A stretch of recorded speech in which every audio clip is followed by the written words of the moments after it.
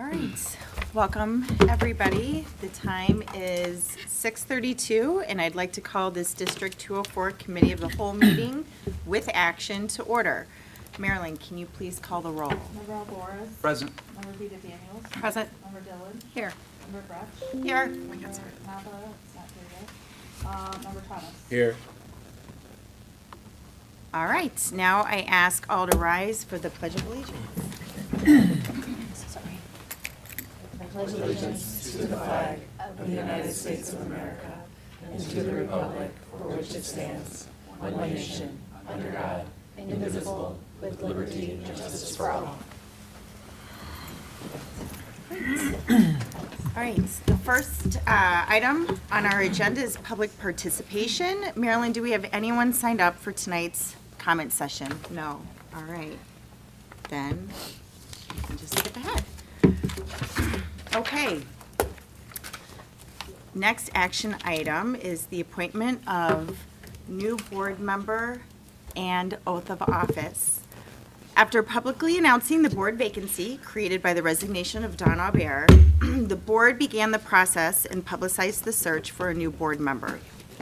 The board originally received 11 applications for the open position. One person removed themselves from consideration, and one person didn't make it for interviews, so we conducted 9 interviews total in closed session during the April 24th special meeting. One candidate also removed themselves from consideration after the interviews. So, at this time, it is our pleasure to appoint the selected candidates. Can I please have a motion to appoint Paula Struing to fill the vacancy on the Board of Education created by the resignation of Don Aubert until a successor is elected and seated following the April 2025 consolidated election? So moved. Second. All right. Roll call? Member Alvarez. Yes. Member Vita Daniels. Yes. Member Dillon. Yes. Member Nava. Yes. Member Thomas. Yes. Member Gretsch. Yes.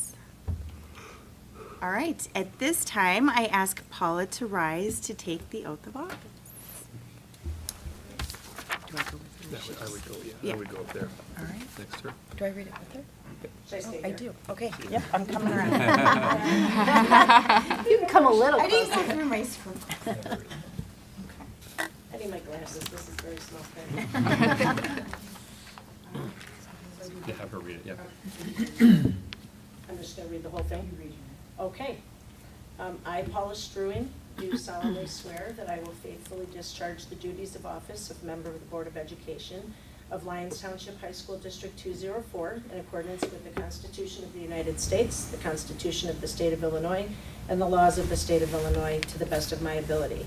I further swear that I shall respect taxpayer interests by serving as a faithful protector of the school district's assets.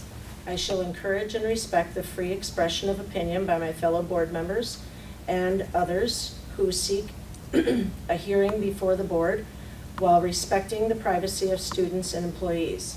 I shall recognize that the board member has no legal authority as an individual and that decisions can be made only by a majority vote in a public board meeting. I shall abide by majority decisions of the board while retaining the risk to seek changes in such decisions through ethical and constructive channels. As part of the Board of Education, I shall accept the responsibility for my role in the equitable and quality education of every student in the school district. I shall foster with the school board extensive participation of the community, formulate goals, define outcomes, and set the course for Lyons Township High School District 204. I shall assist in establishing a structure and an environment designed to ensure all students have the opportunity to attain their maximum potential through a sound organizational framework. I shall strive to ensure a continuous assessment of student achievement and all conditions affecting the education of our children in compliance with state law. I shall serve as education's key advocate on behalf of students of our community's school to advance the vision for Lyons Township High School District 204 and I shall strive to work together with the district superintendent to lead the school district toward fulfilling the vision the board has created, fostering excellence for every student in the areas of academic skills, knowledge, citizenship, and personal development. Congratulations.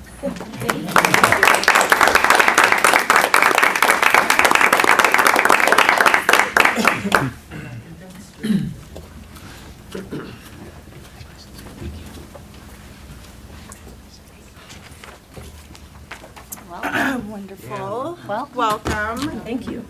So before we begin the rest of our agenda, I just want to thank you for volunteering for this role. Your voice at the table as an involved community member, a parent, a teacher, a coach will benefit all of LT. So your enthusiasm and your student-centric focus came through in your application and again in our interviews process, and we're just thrilled to have you here. Thank So, you very much. Thank you. I don't know if anybody else wanted to add a couple things, but Yeah, I'll just say, I think we were all really impressed with how you spoke from the voice of the student and how your mission, I think along with everybody else at this table's mission, is to move our district forward. And I think that's an extremely noble thing to step up and do that when it is a fairly significant time commitment and involvement, and but it's important work. So we're all very thankful that you. And we were unanimous in our discussions. It was not easy at all, but we're all very happy you're here. Thank you so much. I really appreciate that. And I thank you to the community for, giving me the opportunity to serve, and thank you to the board for having me. And I just really look forward to being able to, be a part of this school district and, being able to give my time and hopefully be able to contribute in a positive way. So thank you so much. you. All right. Well, now we can continue. We have a packed agenda tonight. So, the first item that we'll walk through is policy, and that's the Press 114 first reading and review. So, Brian, Ed, I don't know who wants to kick off. I'll jump in just to start. I want to introduce Jennifer Rosenberg is here from Hodges Louisi, obviously helping us and the Right. board with everything related to Press 114.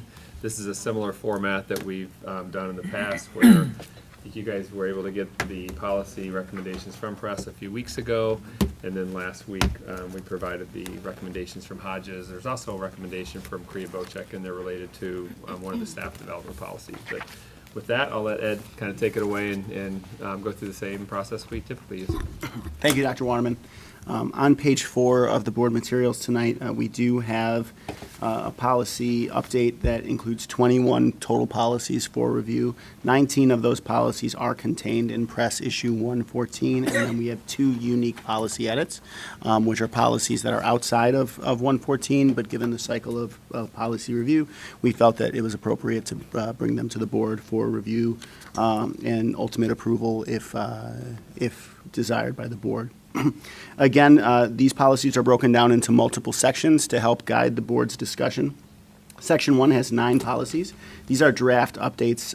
Those draft updates have changes that are mostly administrative in nature, updates to legal references, footnotes, terminology, or responses to recent legislation or other language update suggestions. Generally, policies that are in Section 1 don't have very many substantive changes to how policies are interpreted. That's not to say that isn't the case for all of them, but generally that is how Section 1 is created. We also have a new draft update, policy 2270, which you would see in many of the policies as it relates to policies about harassment, equal opportunity employment. Those policies make a new reference to policy 2270, which in many cases explains their inclusion in this section 1. That is a brand new policy entitled Discrimination and Harassment on the Basis of Race, Color, and National Origin Prohibited. It's very similar in nature to when there was the separate policy that was created for Title IX sexual harassment. It didn't fit within existing policy, so the decision was made by Press to create a brand new policy for it. We're happy to answer any questions about that. Policy 510, that is staff development, that's in section 2. That has had some significant revisions due to changes at ISB based on how mandated trainings have been determined and will roll out for school districts. And so we're happy to answer any questions those might have. Section 3, those are review and monitoring policies. Those are policies that are similar to a 5-year update. There haven't been changes, but they haven't been reviewed in some time, and so press recommends that we just review those periodically to see if there's any changes. There's 8 of those. And then finally, 2 district unique edits. Policy 6320, which is course credit for proficiency, and then finally Policy 5125, which originally began as a district unique edit many years ago. That policy covers electronic communications and social media use. At this time, I'm happy to answer any questions that the board might have or direct those questions to the different directors who can provide greater insight into any specific policies.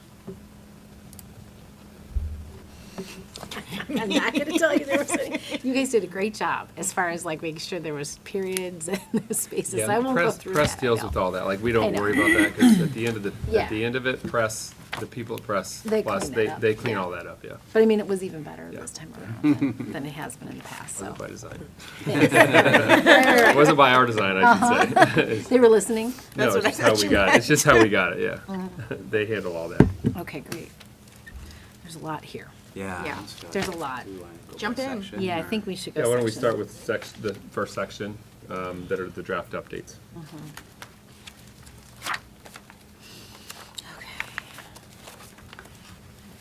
I mean, I'll just ask in this first one, the second paragraph where it talks about conviction of an infamous crime. I mean, I have to ask. I know. I would've- Like, what's the definition of an infamous crime? Yeah. So, according to the press update, they define it as including but not limited to any felony, bribery, or perjury.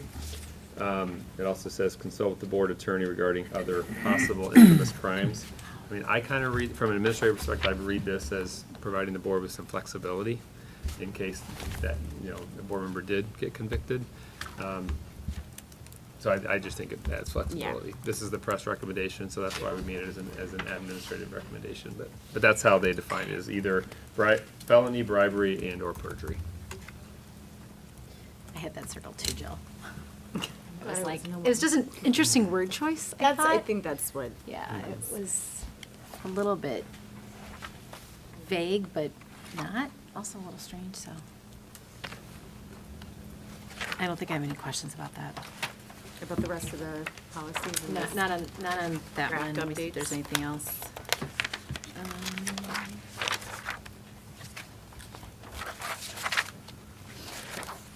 And-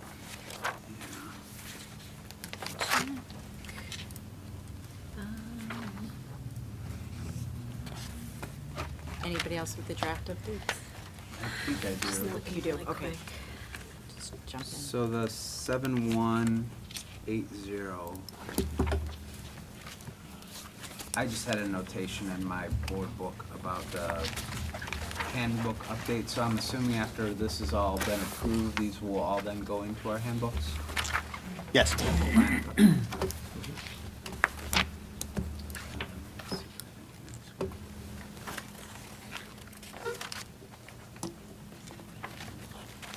The life-saving techniques, is that this section or is that the next section? That's in 5100. It's 5100, so a little bit later. Later, okay, I'll hold off on that one. Jill, you had a question? Yeah, I'm just gonna say, just making sure, I know we had talked before about all the hyperlinks being in there, to confirm that there will be links to everything. Like, like when you have like the reference, like, like you have like, I don't know, how like, under the, I don't know, PA, Like in our policy meeting? yeah. Yeah. Like you'll have hyperlinks for that, okay, perfect. Because it's blue in this, but there's no hyperlink working for it, okay. Yeah, they come from press like that to us, and certainly if anybody finds one that isn't linked, we can restore Okay, that link. I just wanna make sure, because I know like, it's been a process to get there, Correct. so, thanks. Right, I did have, so under 710 and 7180, that are related to students. You said 710 Yeah. Yep. 710. and 718. Yeah, oh wait, sorry, 720 actually, 720, sorry. 720 and 718, they're right, they follow each other. Just, that, it's just a word choice thing too, and I just kind of want to get gauge everybody's sense of this. One of the status that they mention is status of being homeless. Is there a choice to use like a different word instead of homelessness? Is it, McKinney-Vento eligible. I'm sorry? McKinney-Vento eligible. Is that what they use? That's- Okay, thank you. I feel like that's the terminology that's being used now more. Okay. But again, this is coming from Press, press, which is I know. interesting because, They're Do you have any supposed to But backstory to I that, did think- Jennifer? Sure, I can jump in here. So Okay. the word homelessness is included in the statute itself. So it was Yeah, I saw specifically that. added to the bullying law, this past round of legislation, which is why you see that as kind of a protected category added to Okay. Board Policy 7180, and then carried over often in our other non-discrimination policies like 720, and is referenced, both the federal law and the state law concerning homeless students. That is the word that is specifically used and defines that category of students. Okay, so it's really kind of a situation where we want to match that closely so that that wording is supported where it needs to be supported. Yeah, that I understand. I just think that I was thinking that there could be other, based on their housing status or some other word if we wanted to, but for this purpose, that makes a lot of sense. Thank you. it's interesting because I thought the same thing. And we are, as a district, where I work as a district, we're moving away from using that terminology and using McKinney-Vento eligible as the Wow. language that's being used. But Okay. I understand the protected class piece of it really makes sense. Yeah, especially when it's related to litigation and law, so. And I did have one thing under 180, excuse me. Thank you. It would be on, it's actually page 31 of our book. So it's number 4, under the complaint managers, consistent with federal and state laws and rules governing student privacy rights. Mary, can you speak up a little bit? Sure, sorry. It's number 4 under complaint managers, and it's the 4th line. It says that an alleged incident of bullying will be notified of such, along with threats, suggestions, or instances of self-harm determined to be the result of bullying within 24 hours after the school's administration is made aware of the student's involvement in the incident. Bless you. And that also, is that related directly to a law then as well? Yep. Okay. Yes, so this mirrors exactly the statutory language that was added to the bullying law Okay. last June, I think it was. Both as to notification within that 24-hour time period to parents of involved students, and then also upon concerns of self-harm that come to light as part of the bullying investigation. Okay, great. And they determined that time frame. That was Yes, set the statute by is very them. That's a little bit specific, where I 24 wanted to make hours. sure specifically, and that we were all comfortable, understood like what that meant. And then, is there any benefit, I noticed that it singles it out as an individual student, one student, but it could be multiple students, correct? That would be notifying parents of if it involves Right. other. So involved students is the statutory language, and I think the policy specifically mirrors that as well. So the administration will determine, right, who the students are that are notified once we receive a report of bullying. Typically, that may look like the accused student and then the victim of that, the victim of the accused Okay. bullying, or the victim of the reported bullying. But again, the administration will determine who is appropriate to be notified under the policy under the law. Okay. So I just have a question on the logistics of the 24 hours. Like, let's say this happens at like a game on a Saturday afternoon, Yeah, and you have the 24 hours. What does that look like? Is that feasible? our team does that. Our Yeah, team has we to make, it. report. We make contact over the weekend. Okay, you would- okay, When we that's- get that information administratively, 24 hours is 24 hours. Okay. So we have a system. So you have a of- system? Yep. Awesome. Which is new this year. Okay. Is that also true, though, for this and probably other things that have time determinations, that it's at the time that you actually make that determination? Because you may have some information, but not information later on down the road. Is it 24 hours from when you make the final determination that it is in fact, so it's upon, Receiving the report of the allegation, we make that initial contact, and then we share the process, the initial process that we'll be going through with the family. And then there's a period of time that we have to do our investigation, I believe it's 10 days. And then we share a summary report with everybody who's involved at the end of that investigation. And certainly there's student support along the way as well, and then at times interventions and plans that are put in place following the investigation as well.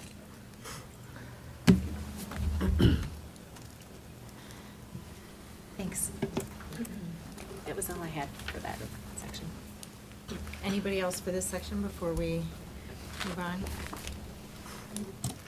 Good? All right. So then the new draft update for policy 270. I mean, I have a question about this too, and I know that there was an attached memo, and I appreciate that you are already chuckling, so please just explain this. Just because it's so close to the two policies we just talked about. Yes, so, and I was chuckling a little because I'm anticipating some of the questions Yeah. about this, because they're very common across many school districts. So a new law was passed in August of 2023, called the Racism-Free Schools Law. And the law is very detailed and prescriptive, much like many of the statutes we are seeing now, and and outlines very specific requirements that school districts must have in their non-discrimination policies, especially as it relates to race, color, and national origin. When press then needs to take that statute, which, while passed by the legislature last summer, goes into effect August 1st of this year. So that's why you're seeing it now in this press update, so you can roll it out and be ready for the next school year. Press has to take kind of the existing structure of your framework.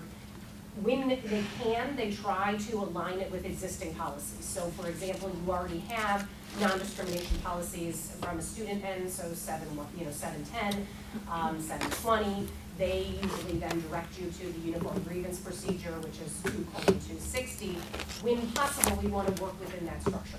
I shouldn't say unfortunately, but to some degree, unfortunately, the way that the statute was written, it does not allow press, because of the requirements in the law for the way that the grievance process has to work and what must be specified in a policy for the law, did not allow press to kind of fit it within the existing policy framework, which is why you now see a new substantive policy to address what is in this new statute.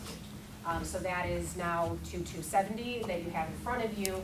But the one, I guess, positive thing that came out of it is ultimately, even though we have a new substantive policy to address, it does reflect back to Board Policy 2260 from an investigation and grievance standpoint. So, your administrators are familiar with using that process, but it is one more policy that we have to be familiar with in terms of kind of the intricacies of it. So it's also one noted in the memo that I said that has to be added to your handbook now, which obviously then just adds to the length of, of your student handbooks and policies and procedures that we have to be aware of. But that is the reason why you see the addition of the new policy, is simply because the law's substantive requirements don't align with the existing framework. What impact would that have on our procedures, do you expect? Or does it? And I mean, like the student handbook, I'm just thinking like from the perspective of a parent or a student too, like what is different or something that they should know or be aware of? Question, Ed, do you have Well, thoughts on that? it refers back, and correct me if I'm wrong, it refers back to 2260 for the investigative procedures. So those are already in place. We do have our, administrative procedural guidelines that would dictate that. Obviously, any updates that we would have to that would also follow suit with that. So there wouldn't be a brand new set of investigative procedures, those complaint managers, the non-discrimination managers, that would all remain the same. So it would just refer back to 2260. As far as inclusion in the student handbook, it would just be additional information that we would include to make parents aware of this policy, just like the bullying policy or the Title IX sexual harassment policy in the past. But it won't change as far as. Wouldn't impact, Right. it wouldn't impact Okay. the practice within our handbook or Got anything it. like that. Yeah, that's what I was wondering if it was. Yeah. Change that, okay.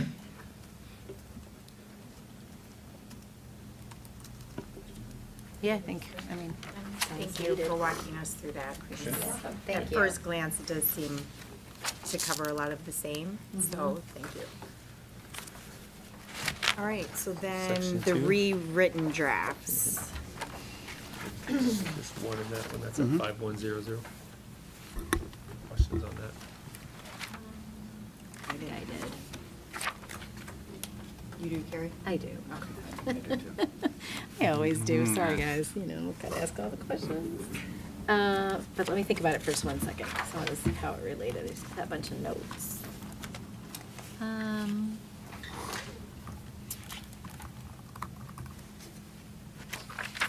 So, I mean, this is, okay, remind me again that this is currently rewritten from what we have. Is this this seems pretty exhaustive. Is that because in the past, I feel like some of this stuff has been kind of built up over time, requirements, so we're finally trying to roll up into one policy? Well, those requirements have already been in place, and my understanding, it's always been in 5110. The requirements that the state has for mandatory trainings or mandated Right. trainings, they've changed that significantly, where in the past there were things that were done annually or every other year at the time of hire, various stages of implementation, or I guess of review of training. They've moved more towards a 5-year cycle for many policies. And so a lot of this, when you're going through the different sections in this, it talks about that, where in the past, things that were annual, for instance, something like bloodborne pathogens, might say, like now it might move to a 5-year cycle. So school districts will continue to work with their regional offices of education, which is what we do. We work with West 40. We also consult with DuPage ROE just to make sure that we are on the proper mandated training cycle. We use a computer software system to help, roll out some of those trainings. We provide some of those trainings in-house through institute days. This just really realigns that to that new training cycle as well. And this one, we will need to have action on tonight or at our next meeting? No, this is first reading. reading. Yeah. This is first reading, so. And the action that we'll need to decide is whether or not we're keeping the existing language, because we're providing the training already, which was one of my questions. It sounds like we are providing all the training that this is asking for. Is that right? Yeah, I mean, we want to look through this and make sure that we are, to the letter of the law, like providing it in the way that it specifies. So, as Ed said, like some of these are required institute days, some of these are required, we can use our global compliance network, and there's different frequencies. So we certainly want to look through this and see where we may have some gaps. So like, I think it's more important though for the board to think about what's the aspirational goal here? Right. And if this is something that the board feels is important, then just simply approve it, and then we will work within that policy to make sure it's implemented. And that's something I would love to see then, like what that ends up looking like, to your point, if you're saying like we're following this and it's being executed this number of times during this time of the year, like that would be really helpful to know. Because it's very, very comprehensive, but it also, left me with a few questions too, like, when it talks about, training for all district employees on the prevention of discrimination and harassment based on race, color, and national origin in school as part of new employee training, and at least once every 2 years. My questions to that too is like, how far do we go with that? Like, does that extend to, like a substitute teacher? Does that extend to, club, mentors and sponsors, and does it extend? So, I mean, I had a lot of questions about when the copy as it's written, doesn't say to me immediately who that covers, because it's sort of broad. And the different trainings, and you might know this a little bit more, Jennifer, too, in terms of the specifics, but the different trainings are based on different employee work groups. For instance, there are trainings that deal with working with students who may have a seizure, right? So that's not necessarily for all staff, but for staff who might be working with that student. We have things talking about concussions, and so those would be for coaches, for PE teachers, in areas where that might be a little bit more prevalent, right? So it's hard to paint with a broad brush that every policy is for every work group, but certainly there are some that are for all, and then there are some that are more specialized. That's where we work with those governing or those boards like West 40, our Intermediate Service Center, or the DuPage ROE, to really help guide that for us and tell us, okay, these are your on years, these are your off years. We'll continue to do that. They're reviewing this as well in terms of that 5-year cycle, just to make sure that whether we're providing those trainings through online modules or in service, we certainly could do that. Yeah, and I guess that's really more my question. I don't really know that the wording is question, but it did bring up questions like, when we talk about something like, coaching and clubs and is there, how, to what level do we, of course, we'll give them very specific training on things like concussions and injuries and maybe life-saving techniques, but are we going to also give them instruction on, de-escalation techniques or violence prevention or, respect and other things like that. So those types of things, which I know they won't get to that total detail here, but I would really like to know more about how we do that, and that could be something that we're evolving and working on, but it's worth mentioning here, I think, and making it a point to follow up on knowing what that looks like for every person who touches each and every one of our students. Yeah, and I would say specifically to your question about coaches, Dr. Rowe and Dr. Owens last year presented to our coaches and sponsors at the beginning of the year, and that covered a lot of the topics that she's talking about. So I don't know if you guys want to talk a little more about that presentation. Yeah, for the first time, we were able to meet with all of our coaches and sponsors at their first day of the school year meeting and talk a little bit about different needs for students within those programs and make sure that they had at least basic understanding of where support can be found for students with accommodations or any plans where they get that information. Our health offices are really on top of any student with an emergency action plan, whether they're in a sport or a class or whatever. They're working with all the individuals to make sure that those plans are understood for diabetes, seizure, any anaphylactic reaction. So we've got that in place. We'll continue to evolve our training. I don't know if you want to add anything else to that, Jen. And then our code of conduct process that we're going through as well has included a lot of conversation about expanding our training for our coaches and sponsors so that not only that they understand the code, but our sort of our philosophy behind the code and students participating, but also making sure that all students feel like they have a spot in our programs and belong. And that the sort of discipline side of the code of conduct is more restorative in nature. So we'll be working on trainings for not only the staff, but also our student athletes and participants and their families so that there's greater understanding. Sure. Okay, great. Yeah, I love it too. I was thinking, I do think you guys have already really been working hard on trying to put forth a lot more of the training and the development. So, so thank you for that. And this is kind of, this has been valuable to go through and also start doing some mental checks and balances and connections. So, as it's written, I just had questions kind of about more like what was going on here internally and how we Absolutely. interpret that. But I don't think I have any questions about how the content is written at this time. Yeah, I was just gonna say, the training on life-threatening bleeding, that's new, right? Or have we done that before? We've offered that. We've not required that. Jennifer, is that new? Is that a new requirement? I would have to check that off the top of my head, but I think that specific training may be new. I think a lot of districts usually address that in a more global way, but I think that specific training is a new one, but as to which, like again, employee groups that it has to go to is something, that we need to double check as well. Do you know if it's the Stop the Bleed? Right. I believe that's the Stop the Bleed. Stop the Bleed training, is that what it is? We were offered that through LaGrange Hospital and staff were able to elect to go to that. But it hasn't, in my recollection, been something that was required. I think it was a lengthy, like a full day training on one of our already planned institute days. I'm not sure how many staff did participate, but it was offered. Right. And then we do have, as other requirements like bloodborne pathogens, which gives basic first aid. Certainly doesn't go to the same extent that Stop the Bleed would, but that is something that it's a yearly requirement that we have for our staff members. Off the top of my head, I believe that's a yearly requirement. If not every year, it's every other year, but it is something that upon hire, staff members have and go from there.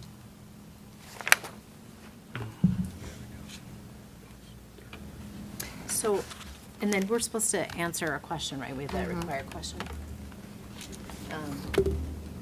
For districts that have a practice of providing instruction in life-saving techniques and first aid in their staff development, insert the following paragraph. Do we want to discuss that?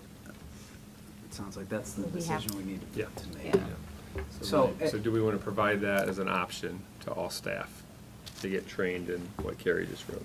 But we already do, right, is kind some of what it we're sounds saying. like not all of it. Right. And we would have to adopt all, like, this isn't a, right, we can't piecemeal this. We're taking this in its entirety, or we are not. That's my understanding. I mean, there's certainly parts of that all staff have. Training on AEDs is something that's an annual training. And then some staff, based on their role within the district, would have that, higher level of first aid or CPR training. But for all staff, for all of those things, correct. I think if we're adopting it, they would be all for all.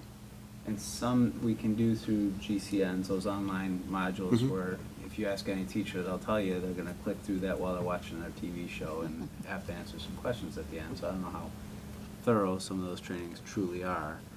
But I love the idea of the in-person, the Stop the Bleed, the asthma action plan, like all of those ones I feel like are very important.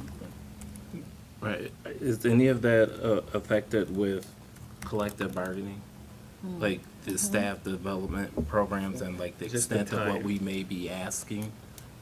The time is a big factor of that. Like Mhm. to Tim's point, it's, yes, Global Compliance Network is not the most effective form of training, but if we tried to accomplish all of this through Institute daytime, it wouldn't be possible.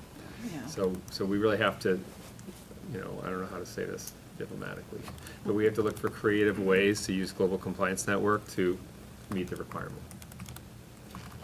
Otherwise, we just don't have the minutes, and we essentially have staff for 4 Institute days per year.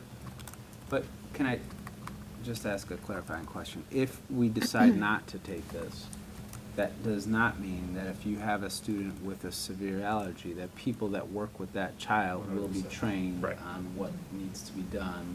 Right. Correct. Yeah. Right, and allergies and anaphylaxis is one of the current required trainings. It's not an annual training, I don't believe. I believe it's an every other year. So either on even years or odd years. So we do have those trainings. Again, it's a lot of it right now, maybe piecemeal, just at different trainings. It's how to consolidate all of those things and then the time that goes into being able to provide that as well too. But as far as, things like diabetes awareness, that's actually a multiple part one, allergies, food allergies, anaphylaxis, those are already part of required trainings. Seizures and everything for specifics, concussions, right, for specific work groups, they're already there. It's just that consolidation or that, all trainings for all staff is really that question. Is there a cost with these nationally certifying Yes. programs? There are. Okay. We do the physical fitness staff, CPR and AED regularly. We bring people out to do that. They bring equipment, so there is a fee for that. And then those teachers are not participating in other professional learning. So I think what the question is getting at is, do we then open that up to anybody who wants to do it? That would require some strategic planning and some budgeting. Not that you wouldn't want to do it, it's just the logistics of it. Right. That's the challenge is, CPR and AED and Heimlich is not an online training. Mhm. That's with Right. professionals, and you actually get certified. But I mean, as it stands now, if someone were to jump up and say, I really think I need to do this, or I want to do it, we've made accommodations to that person? Have we? I'll jump in. Yeah. From a CPR and AED standpoint, we have on occasion added, John Grunke runs multiple a year for our Okay. coaches and sponsors of IHSA sanctioned competitive activities to be trained. We've added staff members by request to that training. We've trained our student assistants on a yearly basis using afternoon school improvement time. And then we've also just recently opened up some optional staff sessions on the afternoon of testing. And I think we had about 30 people participate in that. So I think, we have desire to offer it so that our staff, if they, even outside of certain work groups, want to engage in that training, they have that opportunity. Okay, so we do make opportunities available to people without blanketly stating that we're doing that. Yeah, to Scott's point, like if those options were given during Institute Day, then we could have more people participating in that aren't participating in the primary topic of the day. Do any of our staff provide certification outside of the school that they would say, I've done this, this is my, these are my credentials? Do they do that? Some do. Yeah. I mean, like, I know you can get And stuff people through the who park coach district. and- year-round, coach for other you know, clubs. right. Or, Okay. work at swimming pools. Yeah, we have a wide range. This is true. And sorry, just maybe a point of clarification. I don't know if anybody at the table knows or if our attorney here could help us, but this is not an exhaustive list of required trainings, right? Like, there's suicide prevention training that has to happen every other year. There's, right? Is this intended? Did it have it in there? I think it did. It is. yeah. Is it? There's a lot. It might be There's a lot. bulleted out as a different I thing saw, as like, opposed to. trauma and mental health. Yeah, it Would there be is. other yeah. trainings on the Underneath ISB number list, Ed, that 11. aren't listed here? Ed? I'm sorry, what was that? Would there be I'm other on page trainings on the 41. ISB list Superintendent. that aren't included here? I don't Oh, believe yeah. so, because the ISB list is based on the mandated trainings, and Right. this is the Right. mandated trainings. There's certainly optional ones. The ISB list has many things that says, say this is optional but not required if you wanted to do that. They're pretty exhaustive. Yes. Okay. I missed that, thank you.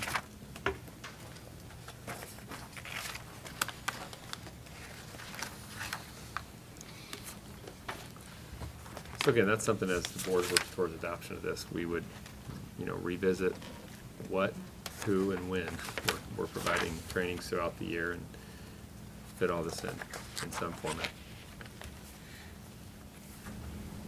And I guess we'd be needing to make a decision on this at our next board meeting without necessarily knowing if it's even reasonable within our existing framework of institute days and current contract to be able to get everything in. Is that fair to say? Well, I think the way I'd read this, and correct me if I'm wrong, Ed, but the way I read this recommendation is that we're already providing that opportunity. So this language doesn't put any more restrictions on us. Well, that's what the Yeah. analysis and the recommendation that you gave left that open and just said, that you're already doing this, you don't necessarily have to adopt it, but if we do adopt it, then. Then If we have we're to make doing sure it, we're though. providing that opportunity. And since we're already providing that opportunity, I don't read this as putting us in any more restricted situation. Okay.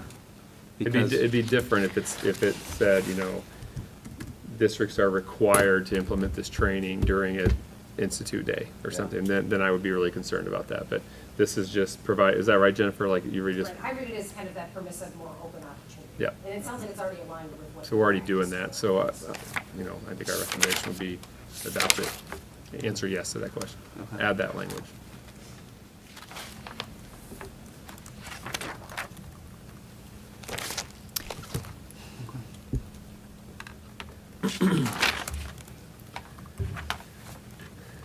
Okay.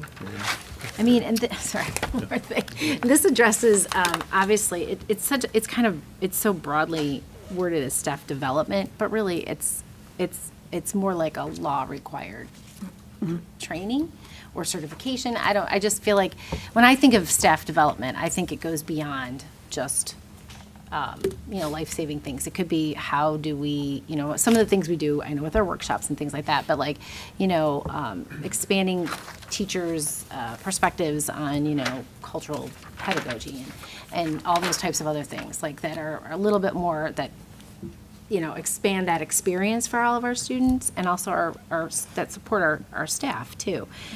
So we don't really outline that in any kind of specific policy, correct? It's not in that policy, that's more in the procedure, and there's Okay. if you go on the ISB website, they have a one-pager, kind of a updated PowerPoint. It's a PDF of a PowerPoint that basically says what you have to do to be compliant.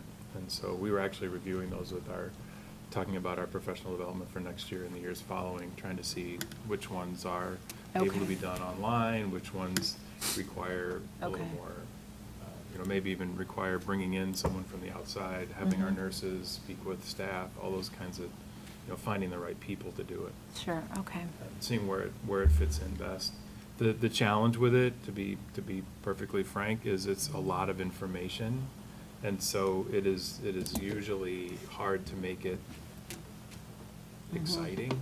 Right, right. And of interest, and so, everything that we can do to make it meaningful and connect to something we're doing, the better. Yeah. But it is a long list of musts and has to, Mhm. and that those often are better served in that sort of GCN online, online opportunity, rather than an hour of sitting and listening to someone tell Sure. you the 37 things that you need to know. Right, okay. Yeah, that's not something that we do address, though, and like, it wouldn't be in like a policy like this, because this is. No, that's more in the procedure. Okay. side of things. Okay, thank you. Okay. Okay. Move on to section 3. Sure. These are Review and review and monitoring. monitoring. Anything that jump out there? I like that. I feel like this was when I was like, yeah, that's okay. It's pretty standard. So, for 260 board member removal from office, so what is the definition of willfully failed to perform his or her official duties? Jennifer, can you help us out with that one? So, I mean, there are certain things that are outlined in the statute that specifically talk about the removal of, of a board member by law. So I'm happy to provide, kind of a full summary of that to you if that's helpful from a board member standpoint. But that's part of it is looking at is their intent behind some of the actions, right? It's not something that, whether it's, the board or an individual board member does something pertinently that you may do, but it is something that kind of, similar to the oath of office, right, that we heard earlier tonight, that you are taking individual actions that go against what you are committed to do as an elected official, and particularly when you have done that in your individual capacity. Some of those also looked at things like when you have potentially had criminal acts or other things that might violate Illinois law that jeopardize your standing to continue to hold office under the board members. But there are certain things kind of in statute that they talk about in terms of what constitutes violating that. There also is, some subjectivity to it and the process to which the board can sometimes go to too, if they feel like a board member is not upholding, their duties as a board member. And so there is a process, right, ultimately for the board to remove a board member for that reason as well. Yeah, I feel like the more important part of that sentence is not willfully, but the first part that says, if a majority of the board determines. Right, so Which that's the subjectivity, I think.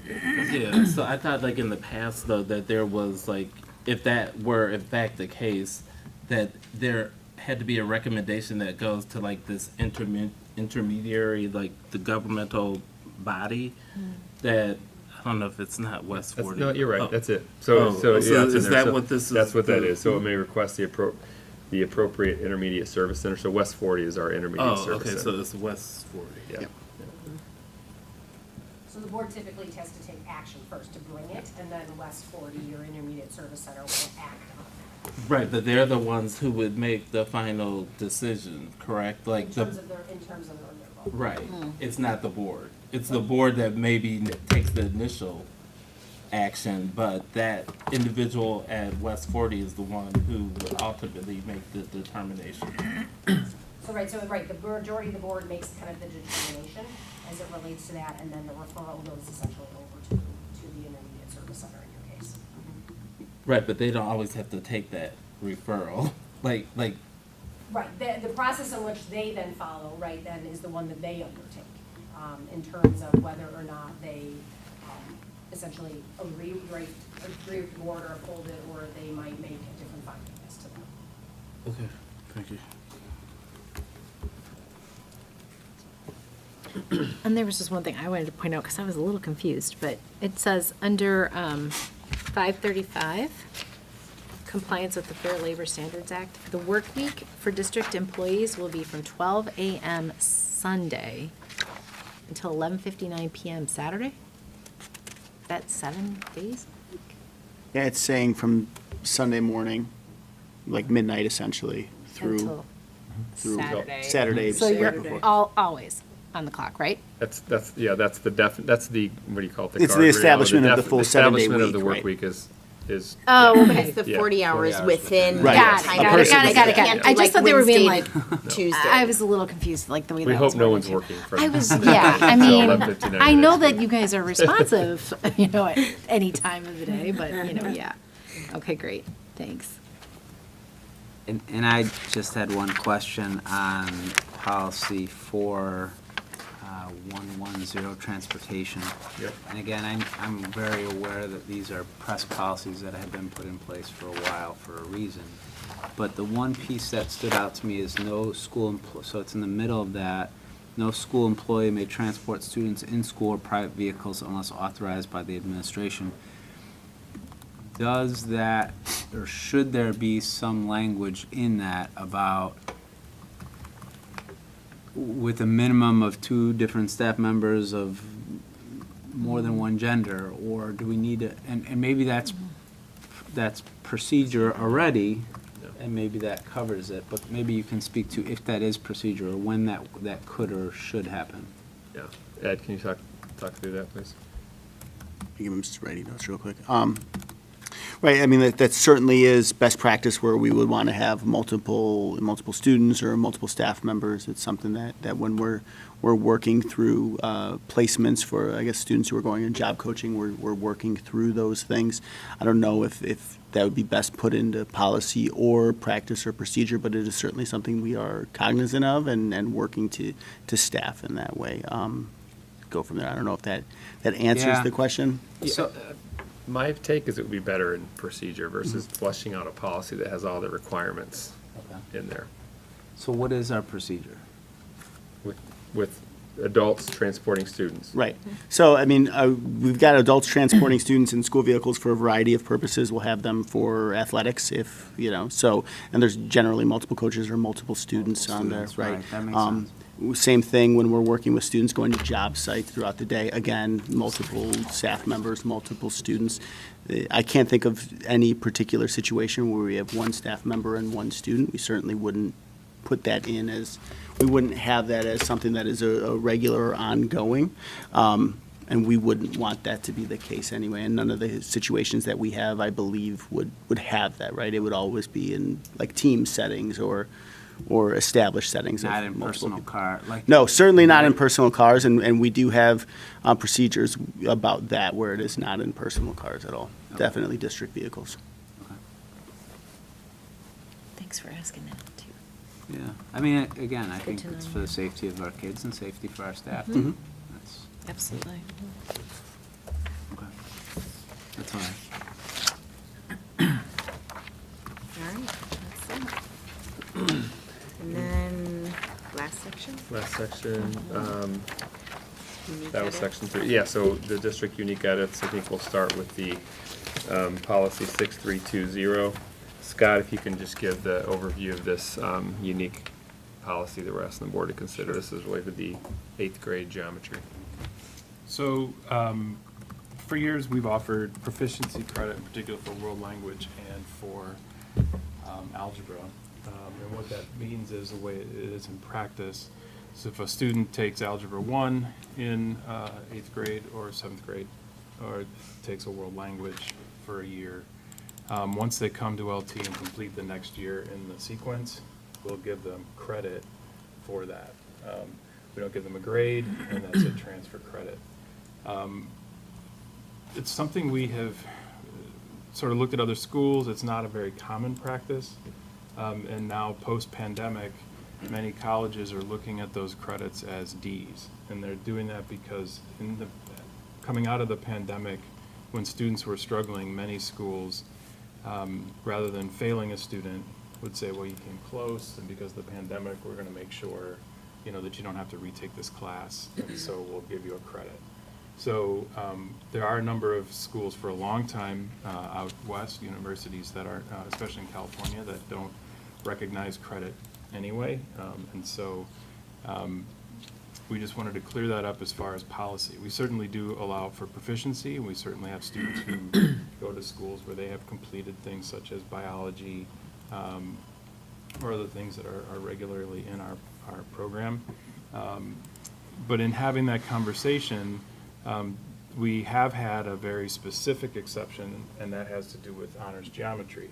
So right now, this year, students who wish to take honors geometry at LT come here as 8th graders, and in some rare cases, 7th graders. They take the class here at LT with our teachers, and they earn a grade. That's on their transcript as 8th graders.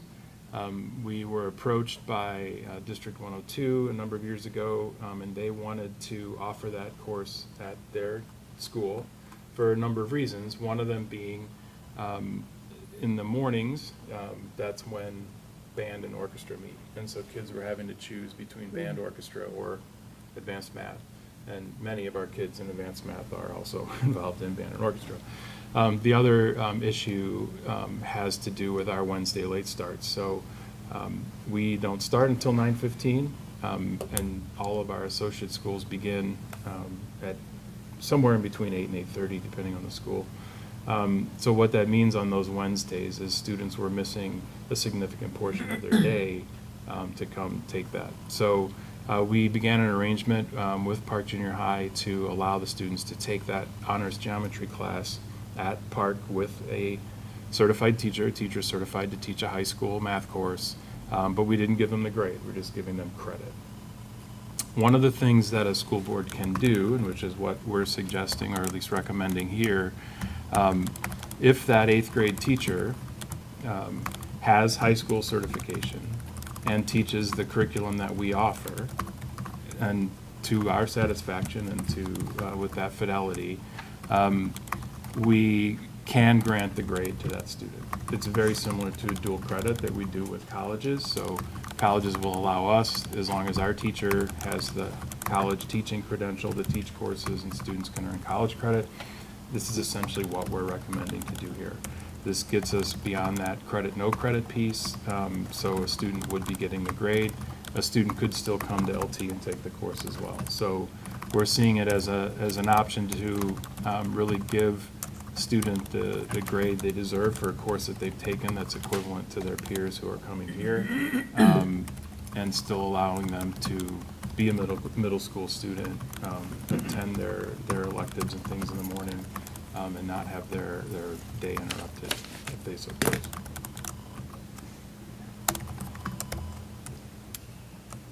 Thank you. Thank you very much for that great overview. And I'm happy to hear that LT's only enhancing and offering even more opportunities, especially when we have that problem with the credit being misconstrued for that grade. That's wonderful. I just have a question.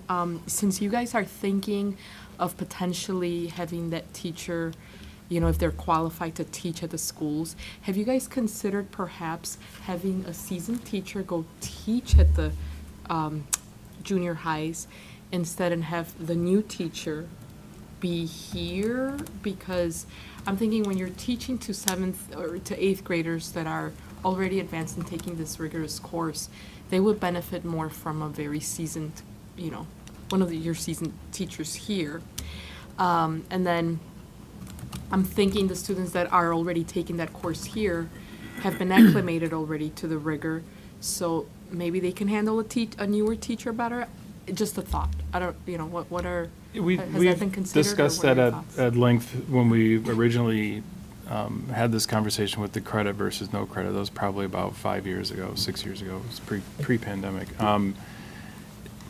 So it has a number of challenges to do that. For one is the fact that their bell schedule doesn't match ours. That's one of the challenges with students coming here. It doesn't match. So to have one of our teachers go there to the schools, we would need to do that. We do have 6 associate schools, so that potentially would be at 6 different schools with totally different schedules. It would mean they could only schedule math at the time that would work for us. There's also issues of salary, who pays whose salary, and is it on the high school schedule, the middle school schedule. So there are a number of complications to do that. At the university dual credit model, they don't have anything to do with that other than saying that the teacher is certified. So whether, no matter what, we would have, make sure that that person is certified to teach at that level and at that rigor. One of the things we do, and we've done for years, is we do chart how well the kids do who have been in these double advanced programs. We want to make sure that we give parents good information. By and large, we tend to discourage students from doing the double acceleration and coming here to do geometry honors. And we had for quite a long time before we offered what now is a Calculus 3 and a linear algebra course. Prior to that, students would make it to senior year and we'd have no math for them. So they had double accelerated things that they had done in 6th grade thinking, I'm getting ahead. And by the time they got to junior year, there wasn't really anything for them. We now have something for them, but even doing that, we tend to only have about 25 to 35 students who are in that, who have done that double acceleration and stay with it all the way through. So a lot of times kids are advancing in math because algebra and geometry is exciting and interesting to them. The farther you go along through math, it becomes much more engineering focused. And once you get into the Calc AB, Calc BC, linear algebra, Calc 3, students are like, well, I'm not going to be an engineer anymore. Or, I never wanted to be an engineer. I just liked math when I was a 6th grader. And so they tail off and take AP stats, or they take, they finish that math and then they have a year gap before they start math up again at college, which isn't great either. So I think a lot of it is having that good conversation, sharing the data that we've collected with the schools, making sure parents understand the pathway and how far they can get, and understand too that many colleges, even if you take Calculus 3 and linear algebra here at LT as a dual credit course through Moraine Valley, a school like the U of I is going to make you retake it anyway, right? So we just want to be as upfront and clear with parents as much as possible about that. But again, a lot of that is having to have those regular communications. Okay, thank you for that. So you mentioned there was data about the students taking the course at the high school versus them taking it at their junior high, and that you guys would track their progress. Is there a difference in how the students performed where they took it at their junior high versus at the high school here? Not significant. Okay, so we're talking like a letter grade difference, or just? It's not that kind of data. Okay. So what kind of data is it? What we look at is where a student starts, honors geometry, where do they end up, what grades do they earn along the way. And so for many different reasons, kids transfer out, they don't come to LT, they go to a local non-public school, they go, they drop a level freshman year, they drop a level junior year, they decide to do Calc AB instead of Calc BC. The one thing that's pretty common is not all students who start in honors geometry end up at the most rigorous math. But there are students who do. So we just share some of that, and again, it's not individual information with associate schools, just summary information saying, there's times when here's what we're noticing, right? And it depends on the year, it depends on the pathway. Since the pandemic, that data has been very rough, I would say. I mean, it doesn't really tell us a whole lot. But, that being said, it's really more an internal for us to help do articulation with math to the 8th grades. But it's a very small group of kids, and so, it's not something that, it's not the kind of data where you go, this obviously means that. Usually it's like, well, it depends on the kid and the kid's interests and passions, and it's rare though that student does poorly in the math that they do. It's more that they make different choices. Okay. And then is there, it is clear that you guys are still offering that high school, for those that don't want to take it at their school, you're still offering to take it at the high school, is that right? That's kind of what I read in the press. We are. Now that being said, that some of that's going to depend on the 8th grade. So if the 8th grade can't accommodate the transportation or for whatever reason, that we have no control over that. So. Oh, you mean the school, the feeder district? Correct. Because they are the ones that are coordinating with, they're the ones that provide the transportation and all of So that? we allow those students to come to LT on LT transportation to get here, because it's at South Campus in the morning. But getting back home, that's on the associate school, right? Oh, okay. And again, budget, all that, we don't have any control over that. There are schools that would prefer to have everyone either do one or the other, not both. There are some schools that can't, that feel it's easier to send the kids to LT. So as far as the logic behind any of that, that's really not our Right, I get it. decision. But making an option for them to offer the course and earn the LT credit allows for a little more flexibility for some schools. It depends on the number too. Okay, Some like of our you guys don't associate have an schools issue are with small it. enough that it's only 2 or 3 kids. Okay. Others, it's as many as, it might be 25 one year and 8 the next year. And It varies, no. It varies a lot. I get it, thank you.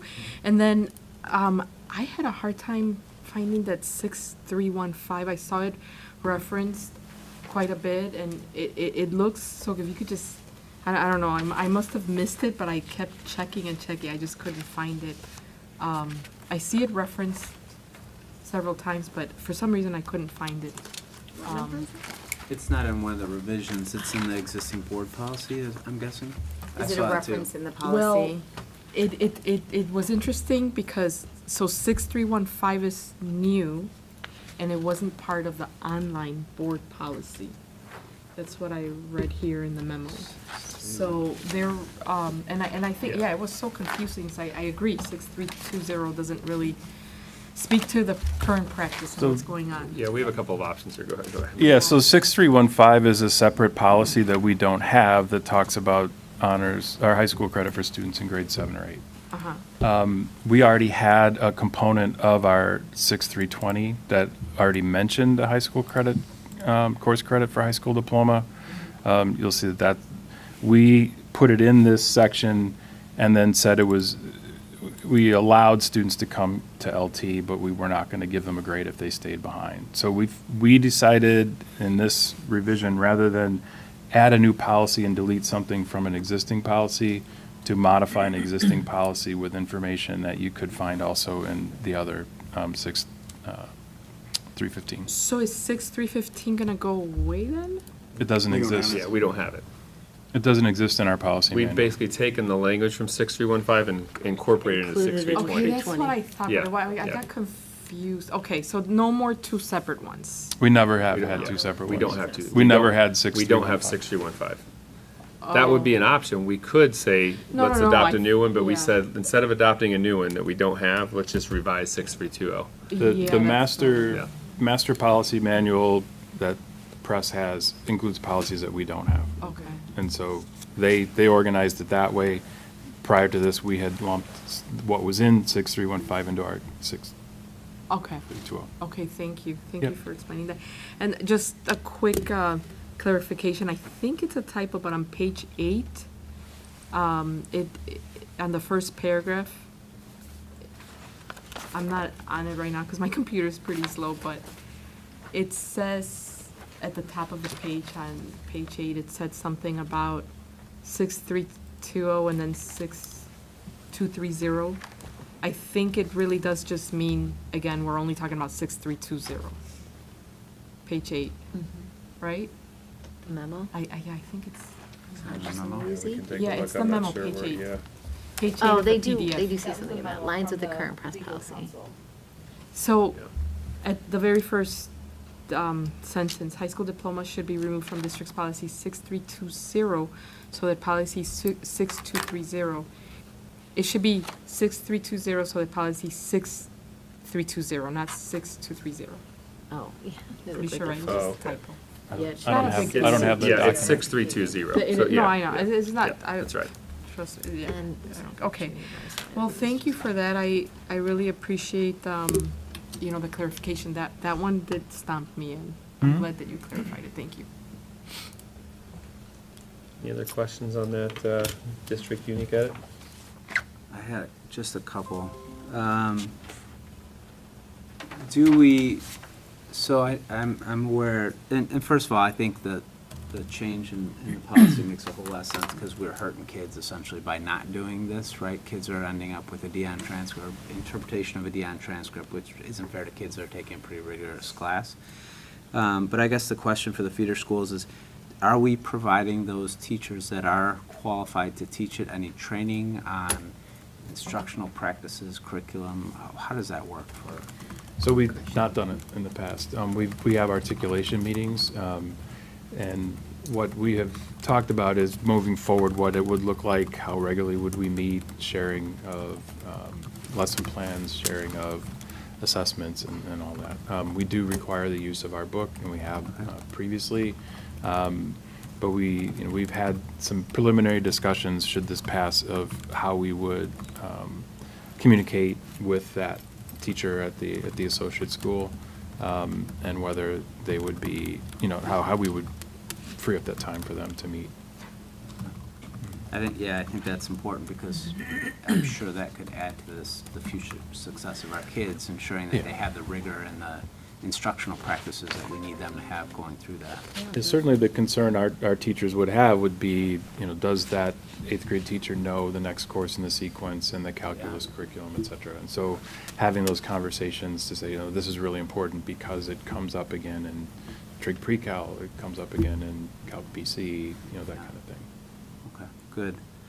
And then, do we know how many of our feeder schools have qualified teachers, and or, two-part question, how many are currently running it? Well, currently, Park Junior High is the only one that is offering the course for credit, no credit, Okay. with a teacher who is qualified. I believe there's one other middle school who's interested in exploring it for next year. They happen to have enough. They're not sure that it would be anything they could sustain, and they also have a teacher who is qualified. Okay. Oftentimes, a middle school math teacher will have that high school endorsement. And is it 9 through, or the certification would be 9 through? Like 12. 12? Isn't it? No, I'm sorry. Isn't? Yeah, there was an older one that went through 9th grade only. Yeah. We would require 10th grade and above because honors geometry is a sophomore course. Is that, I don't think they offer that certification. K-8 and 6-12. Right. There's an old one. There's an But the old math one. ones go 9-12, they're not, There's an old yeah. teacher certification, it's 9. The certifications get, well, the new licensure and endorsements get renewed every so often and modified, so that would be one thing we would want to make sure is that there's proper endorsements. Yeah. Sorry. Oh, that's Go ahead. Well, just the conversation kind of begs the question, because this came to our attention, that schools are misinterpreting what that means for however many years, the last couple of years. Have we been able to communicate with schools? Like, I know when we send the school profile along with our students' applications to colleges, right?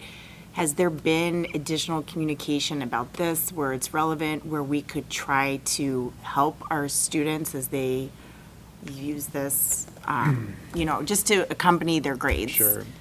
We do explain our grades and what the grades are used for. Right. That being said, when students are applying, they tend to apply self-reported, and no one's really looking at those initially, and so it's more of a later component. So, and again, we're not hearing that this is a mass issue, Okay. but we're hearing it happening, and the more that it's happening, every now and then I'll get contacted by a student that says, hey, is there any way I can change that credit into a grade, especially for those students who've taken a credit, no credit course here, because this college is counting it as a D and that's my major, or, so you'll see in the curriculum change proposal process in the fall, we're going to be addressing credit, no credit separately. But as far as the policy goes, this 7th and 8th grade high school credit component is really the only one that's part of a policy. Well, that's great that we're going to talk about it in the fall too, because I wonder, especially now, all the It- test and we're- optional, we've they're seen leaning so too, much. The number more of kids heavily who on take grades. courses credit, no credit has gone down precipitously since we eliminated class rank. Yeah. Great, thank you. Do all of our feeder districts participate? I mean, it's open to them, I know, but do we usually get people, like, and you said sometimes it's as small as 2 people, Yeah. 2 students that Yeah, might. it really just depends on the group. It's open to everybody. Yeah, I'm sure, yeah, by class and students.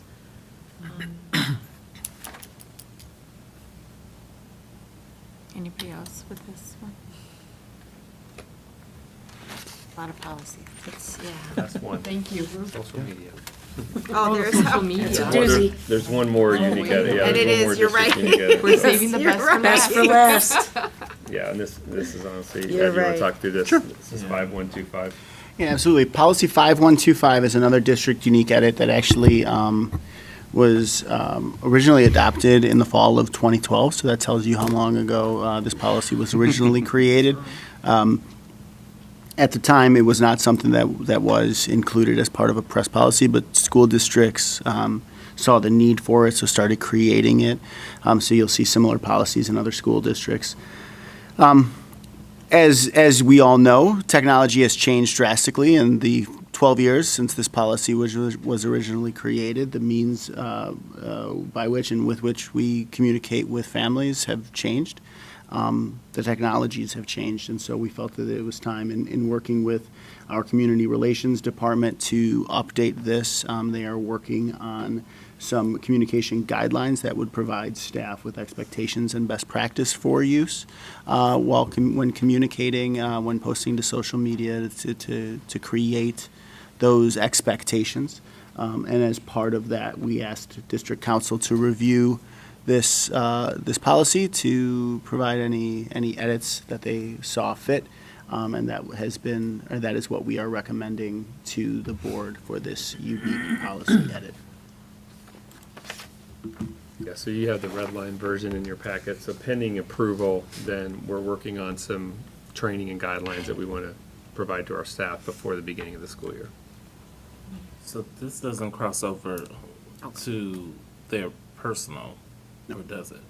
This is only school-related and creating a page or so from any of these social media sites from a school-related aspect, not necessarily personal.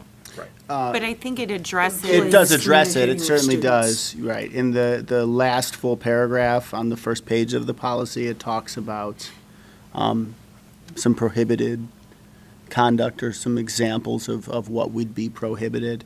Employees are prohibited from communicating with currently enrolled District 204, like that paragraph certainly goes into that, creates some carve-outs for Boundaries. family members and things along the time. Those were some questions that came up. And so we certainly have still have those relationships that exist. But yeah, to your point, Michael, there are, this governs more of the professional use, but it certainly provides prohibitions on personal use. Well, but isn't that prohibitions on personal use communicating with students, not necessarily the individual communicating with, like, their friends and family? Correct. It does. Yeah, it does not govern. Yes, I'm sorry, I misunderstood. It does not govern what a staff member would do for their own personal page, communicating with their own family and friends, and social media following. Correct. This is, in those circles of control of LT and LT students and those things. So how do you handle if a staff member has an open Instagram account, right? Anybody can follow. Students follow, parents follow, is that, but it's not an LT account, it's their personal, open, public account. Are we covering that and maybe covering it or in communication guidelines? Yes, there's policy yes, versus- absolutely, exactly. Yeah, okay. And as far as, those are conversations we have with new staff when they come in. We talk about best practice for things like social media use and making sure that information that is presented out there is either set to private or just not available to everyone because of, school code language, talking about teachers being role models and wanting to make sure that the information that is presented is reflecting them in a positive light. So we certainly talk about that and the dangers of having, open and public pages or open and public posts. but not, I mean, you wouldn't want to get into like a compliant, only if it, like, if that happens, it would only come to probably your attention if there was an issue. Certainly that is Because you correct, can't yeah.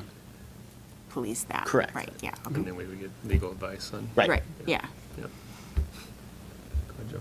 So I just, I kind of need clarity on this. So like this, when you have like an Instagram page for like the sports or something like that, you're showing pictures of photographs of the students. That is correct. So, but it says here, they may not, when using professional social media, employees may not, under any circumstances, disclose student information, including student work, photographs of students, names of students, or any other personally identifiable information about students. So how does that comply with then, like when you have a sports Instagram page? They agree. Yeah, The they students sign have waiver. they have to agree upon registration. They have a choice to opt out. So let's say But that's not what this reads here. So, because that's a different, that's the So no there's media a release. discrepancy? That's the no media release here. But this is saying when using it, employees may not, under any circumstances, that would be an opt-out, which would be opposite of this. That would be an opt-in then. Yeah, we have that happen all the time, so we will have to look at this. Yeah, we could certainly look. You know, I mean, I think it's like the opposite of what Right, it right, needs to right. be. Because they it just would need be. a match. Right, because, you know, for me, I always had a no media release on my children and all of the social media here. So this would be, I think, the opposite of what the intention is to be. Does that make, am I? Yeah, where are you reading that at, though? So I'm right here. What line? On 80 right here. 80 in the. Yeah, In the we're- first oh, the bullet. first bullet The point, yeah. Yeah, like when using professional, Yeah. may not under any circumstances. So that would be, I mean, not to say that there aren't some great, I mean, look at Dr. Ty, you know, like your Yeah, we'll have to look social at this, media because is this is, awesome. I mean, that's not a, yeah, you're right, that's, and this policy's been, Right. that part of the policy's been in place, we're just recommending. Right, but I'm the just like guidelines looking at piece. that, like, Yeah. you Yeah, know. 100%. It's certainly Well, something. does it to need take to a So look then- they just don't match. But should it Yeah. link to that or reference to that Yeah. then, that other, if that's a practice or a procedure, if that's part of that student handbook policy or what they sign as far as? Yeah, we could certainly take a That look should at it. probably and- make sure and- that they're Yeah, just speaking that it figure out how to do it. matches, that it's attached to. I mean, the maybe it student can itself. read like differently, like when using professional social media, employees may not under any circumstances, if a Yeah. family has opted out. Because is like- you're Yeah, saying, it could Paula, be it's an the student, but it's the parent that has the Right. opportunity. It's not the Right. student unless they're Correct. 18. Yeah, Correct. we So need to look at this that's- again, because this is boilerplate policy language, is in effect at every school, Right. and we're also operating in a way, Jennifer, do you have any thoughts on that? Like, I mean, I agree. I think you can choose to have a policy that you would not allow staff members if they run, you know, the Right, across. which we do, social and, media account. you know. But the reality is, right, that most of the time, you're gonna have staff members who are taking pictures of your teams or, you know, your clubs or other activities. Right. Using, especially if you are allowing them to, you know, have like a district authorized social media account. So I agree, we need to make sure that the policy aligns with your practice. Right. And I don't know specifically what the practice is related to allowing parents to opt their students out here. But typically, in my experience, that's what we're allowing. We're looking at what is student record information, what is designated directory information, which parents have the right to opt out. And then generally, you also have like a photo, video, you know, kind of audio recording consent form. So either parents are acknowledging or again, opting out, depending on how you want to approach that. And so then, in my experience, you know, staff members then who are running a kind of district-sponsored social media account need to be aware of who is on that kind of do not, Right. you know, publish type of It was probably list only that me. they're I putting mean, it's probably not an issue anymore that my kids graduated. And you know, part of this is then also communicating to your, you know, to your parents, because sometimes when parents see that information in registration, they don't understand what that means, and then they also then have frustration, well, why isn't my student's name or photograph included? 100%. When the rest of the 100%. team is acknowledged in this publication, Yep. or a photo of, you know, like I said, the lacrosse team or something like that. So, you know, it's looking at kind of those different practices, but I agree that if, it's one thing if you want to take the hard line in, you know, with your staff, but it also sounds like this probably doesn't align with what It doesn't. current practices It's are going now on, right, allowing yeah. that. So we can look at the way to kind of modify, you know, that language that aligns with it. And then often what I see is some kind of supplemental procedures which you may already have in place to kind of give further direction to staff. And then there's the component of what are we telling parents and allowing them to have that right to opt in and out about what is shared with, shared about their students. You know, the other piece of this too, and I mean, or a lot of times, students in officer positions for any of these entities are the ones running the school-affiliated accounts, which, I mean, that's leadership, and they get to show that kind of stuff, but, I mean, this all has to trickle down to however the oversight is gonna be. Well, and I would just say for that, like when you have a student doing it, you have to have a staff member signing off before something would be posted. And like for me personally, I didn't want any of the other, I mean, that was a very personal information that I opted out for that. So that would not have been something I would have wanted a student to have known. Do you know what I'm saying? So that would have been something the staff would have been like, hey, let's do this differently to protect, you have to be thoughtful of protecting those students' rights too, to not share that personal information, I would say, with another student. Yeah, we'll have to look at this. Yeah.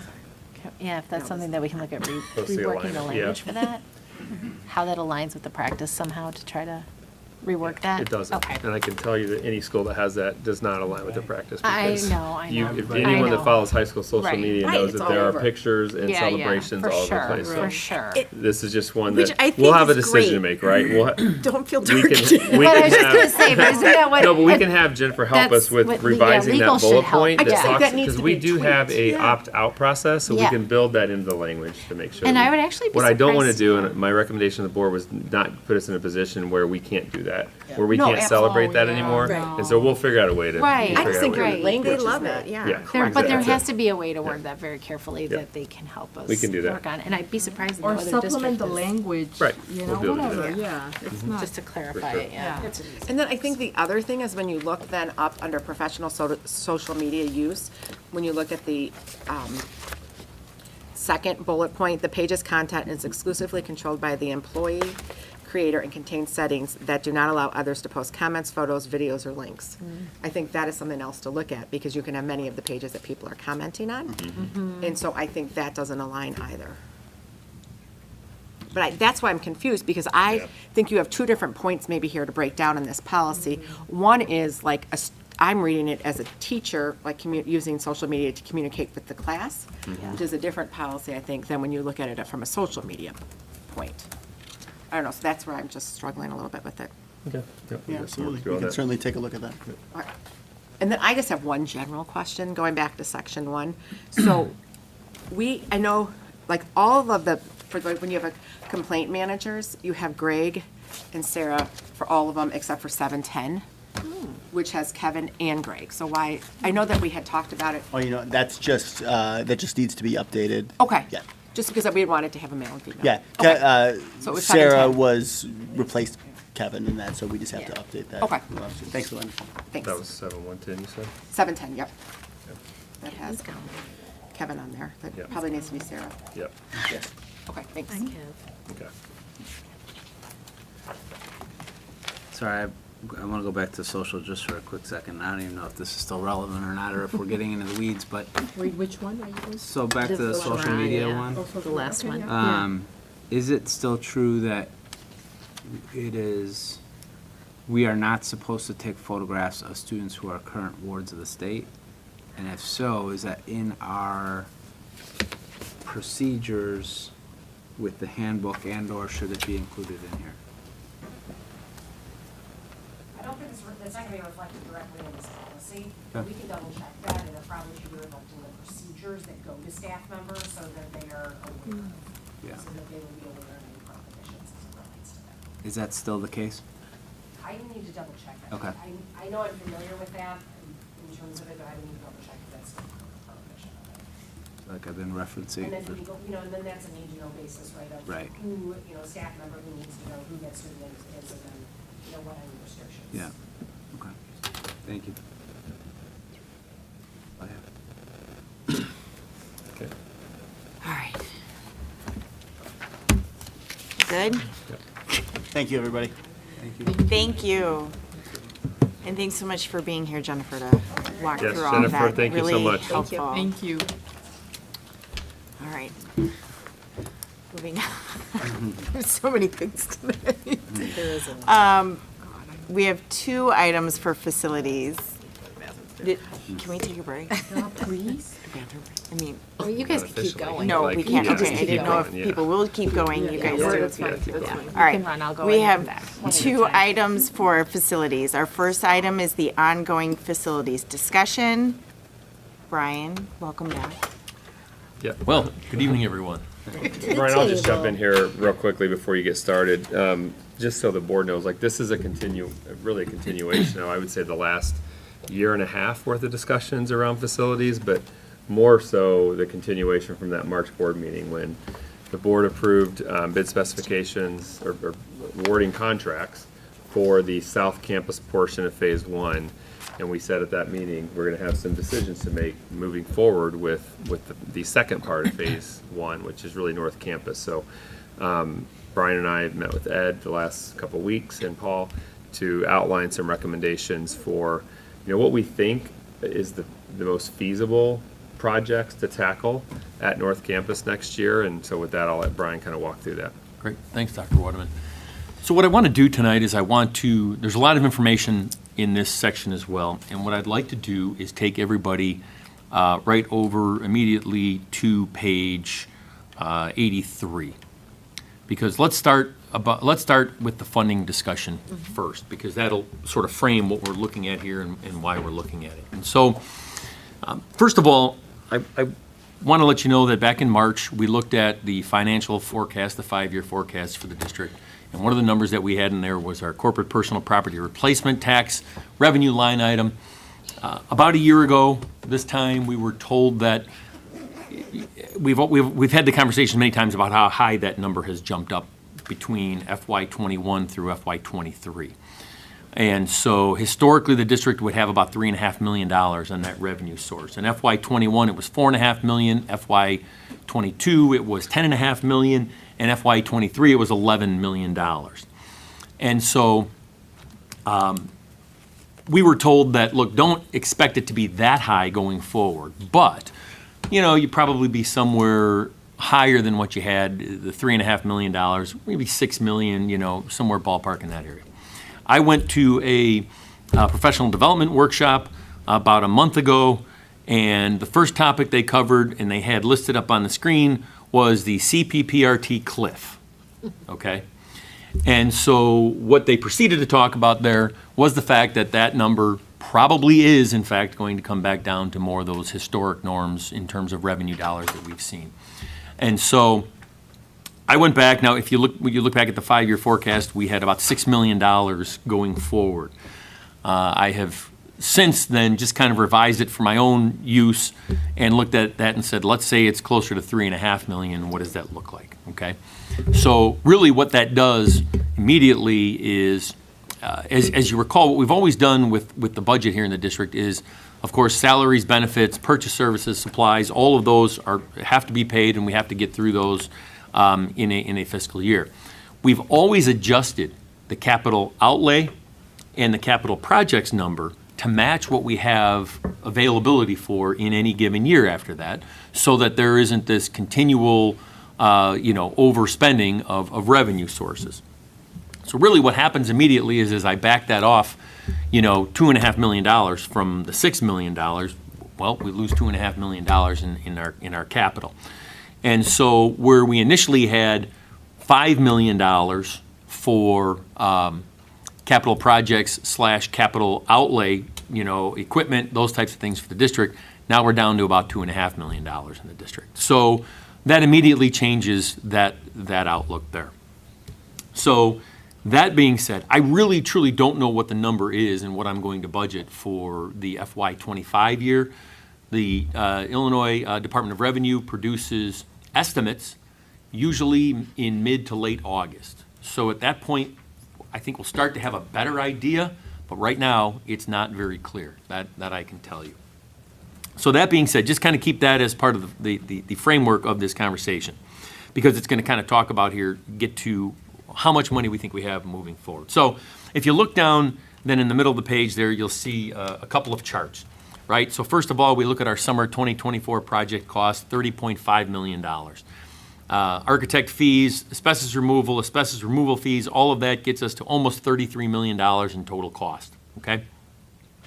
From the bond sale, we're anticipating about $28 million of revenue, and what I mean by that is $27 million of bonds plus any interest earnings that we would accumulate on those bond dollars going forward. So thinking probably about $28 million. So if you subtract that $28 million from the $33 million in the next box down, 4.9 or almost $5 million worth of money that still has to be covered for these current projects. So that is going to come from our existing fund balances. We have no other options. That's where that has to come from. So what does that do to the fund balance? Well, then the expected usable, and I'm using the FY23 numbers now because those are concrete numbers, right? FY24 is going to end here at the end of June, and we'll start to get some more data on what FY24 looks like, but I'm using these as the concrete numbers right now. And I say expected usable FY23 fund balance because, again, let's go back to our summer projects of 22 and 23, where we used fund balance to cover those projects. And so, essentially, I think there would be about $1 million left from what we estimated in terms we would use from those. So that total dollar amount there is that $56,183,000 of fund balance, okay? If we take away that $5 million that we have to use for the South Campus projects, we're at $51,213 would be the remaining fund balance. Again, that doesn't include anything for this current year. This is just based on last year's numbers, okay? Any questions at this point? Okay. Not yet. Not yet, okay. So, then we look at the summer of 2025, and we start to say, okay, in part 2 of phase 1, we want to fund some projects, and we start looking at reasonably, how much money do we have available? The bond sale money is gone, so it's really fund balance, and it's a combination of fund balance plus what we would be able to utilize out of our operating budget on an annual basis. So those are the two sources that we have, okay? So for summer of 2025, we looked at a number and said around $6 million is probably a number that we could utilize from our fund balance. How do we arrive at that? Well, we've talked about in the past trying to keep a number somewhere between 45 and 50% of fund balance to revenue ratio, all right? And the reason we look at that number is because that's a number really that has been recommended by our auditors. It has been recommended by Elizabeth Hennessy, who worked on the bond sales with us, notifying us that, look, districts that maintain AAA ratings are typically around a 50% fund balance to revenue ratio. So we're kind of looking at that number and saying, okay, let's keep it in the ballpark of that number. So if we utilize $6 million from fund balance for these projects, that drops the fund balance down to $45.2 million. That results in a 47% fund balance to revenue ratio based on the FY23 numbers, okay? And just for fun, I threw in that if we decided to use $8 million, we would be about 45%. So really, that's the floor, ceiling, depending on how you look at it, that we really wouldn't want to go anything beyond that at this particular point based on those numbers, okay? Now, the additional funding sources we talked about would be coming from the operating funds from the revenue on those on an annual basis. And so really what I did here is I said, look, there's really two ways to look at this. We could take the first 2 years, and if we took that $2 million that I just mentioned earlier, pulled that out and said we're going to utilize this for these projects, we could do that over the first 2 years. The other option is to say, look, we're going to take $1 million out of the next 4 years and then leave us $1 million annually for any other projects that would come up that we would need to work on and have those dollars available. It's really a matter of semantics because all the money's in the same, pot. It isn't really changing, but it's just one way to look at it. What does that leave us? Well, that leaves us about somewhere between $10 to $12 million for the total for these projects. Now, it's also worth noting, again, let's go back just briefly because it's, when you look at the additional dollars that we've had from the CPPRT revenue, right, over the course of the last several years, when you look at the fact that for the summer of 22 and 23 projects, we moved $6 million of fund balance. I anticipate utilizing about 5 of that, okay? So there's about 5 of that, plus there's another 5 for the summer of 2024, the South Campus projects coming up. And if we use another $6 million in the next year, coming years, that's $16 million of fund balance that we've utilized, which really takes that CPPRT money, that additional CPPRT money that we have, and we've really put all of that toward projects at this point. And so one of the points I wanted to make here is that utilizing this money going forward, yes, the district would still potentially have $45 million in fund balance, which of course we could utilize for emergency, anything we would have to have. However, as far as future funding for any projects after this, there's really not many other sources after that. The only source we would have after that going forward is going to be any operating revenues from the budget, and as we just talked about, we're probably down to $2 million to $3 million a year, depending on what that looks like going forward. So I just want it to be clear that as we spend down some of these fund balances, that we probably would be getting close to a floor of where we wouldn't want to go beyond that even going forward. Now, a couple of other factors. As I said, I don't know what the remainder of this year is going to look like because the CPPRT for this year is still, we think, going to come in around $7 million. So we're still a little bit higher there. There is the potential that we also could have some additional fund balance from this year that we could utilize going forward. The same thing would be true of FY25. I don't know that yet, of course, but it's something that we can look at and continue to monitor. I don't want to put those numbers out here right now because we don't have them. And so to say that, I couldn't possibly tell you that right now. But we will continue to monitor that and look forward. So, that being said, probably $10 to $12 million is reasonably where I think we could look at spending the fund balance and then the district operating funds for projects going forward. Any questions on the math here, how I arrived at that? Any thoughts on that? I think you made a lot of sense out of them, out of the Okay. numbers. Thank you. Yeah. Some, but I'm gonna defer. Go ahead. No, Al. go for Yeah. So fund balance replenishment, right? If we end up going down to 47 or even 45%, when and how does that get replenished? Is that another bond sale in 11 years, or maybe 10 years now, 11 years? Is it property sale? Like, what would, assume we didn't have property, where would that money eventually come from? So there's there'd be two sources. One, as you pointed out, would be another bond sale, but that won't happen until 2033. That's the earliest that would happen. So that would be really 10 years for the most part from now. The other possibility would be from operating surpluses from annual operating budgets, but there's no guarantee that those occur, right? There's no guarantee that any of that happens.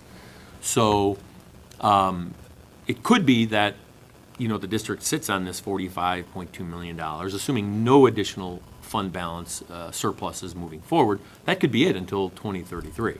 Now, I don't necessarily anticipate that happening, but, there's no way to tell you exactly what's going to happen in 2028 or 2029, or, those kinds of things, because certainly school funding changes. There are a lot of different factors that can change between now and then.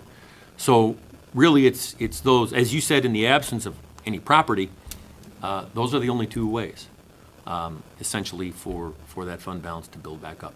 Is there another CPPRT spike 5 years up the road? I don't know, maybe, So there's a lot of factors that I can't predict at this point, but this gives us the clearest picture right now. When was the last time that we had a deficit in our operating budget? We really have never had a deficit in the operating budget. I think there was one year, since I've been here, we had, it was like a $350,000 deficit. If I remember correctly, that was maybe 15 or 16. There was some insurance that kind of spiked up on us, but that was it. Typically, we've seen fund balances, surpluses every year. Mm-hmm. 500,000 before really some of that CPPRT, and COVID was another piece of this too, because some of our operating expenses were down at that point. And so before those years, it would be 500 to a million, 500,000 to $1 million, somewhere in that ballpark. And then when we hit the COVID years, we started to see some numbers really pick up, and that also then coincided with that increase in the CPPRT revenue too. So I'm not trying to paint a grim picture here. That's not what I'm trying to do. But what I am saying is, Conservative. the reality is that there's no guarantee that these, fund balances will increase over time. I think that there's a chance that they will, but there's nothing saying this is what's going to happen. 47% makes me feel better than the 45. Yeah, and I can tell you too that let's talk a little bit about the financial profile score of the district, right? So that there's a top number in that financial profile score that literally measures the fund balance to revenue ratio. And what ends up happening with that is if the 45 or let's call it $45 million was to remain constant, and the revenue sources were to continue growing and the district spends that, well, that percentage is dropping down even by the natural increase in revenue. So that can change. It's never going to be in jeopardy. I don't foresee it being in jeopardy of changing the financial profile score at all. The financial profile score is a percentage that's, I think, 25%. So I don't see it ever changing that, but just by that revenue number increasing, you would see that percentage changing. Again, if this was constant, it would continue to drop. The only place I would potentially, if we go down this road and spend this money, the only place I could potentially see the financial profile score changing would be on the days cash on hand. And so ISBE gives you a perfect score for anything over 180 days of cash on hand. However, if you drop below that 180 days cash on hand, between 90 and 100 days, it would really only affect our score by a tenth of a point. And so instead of a 4.0, it would be 3.9, which is still financial recognition. So it's not going to drop the actual overall score of the district. But there is a possibility that that number could drop low enough that it would, in fact, change that by that score just minimally. But again, the next step down is 90 days, and where you drop below, and I don't foresee that happening either. But that's if we're below the 45%. I mean, Well, not necessarily. And the reason I say that is because the days cash on hand then corresponds to your expenditures.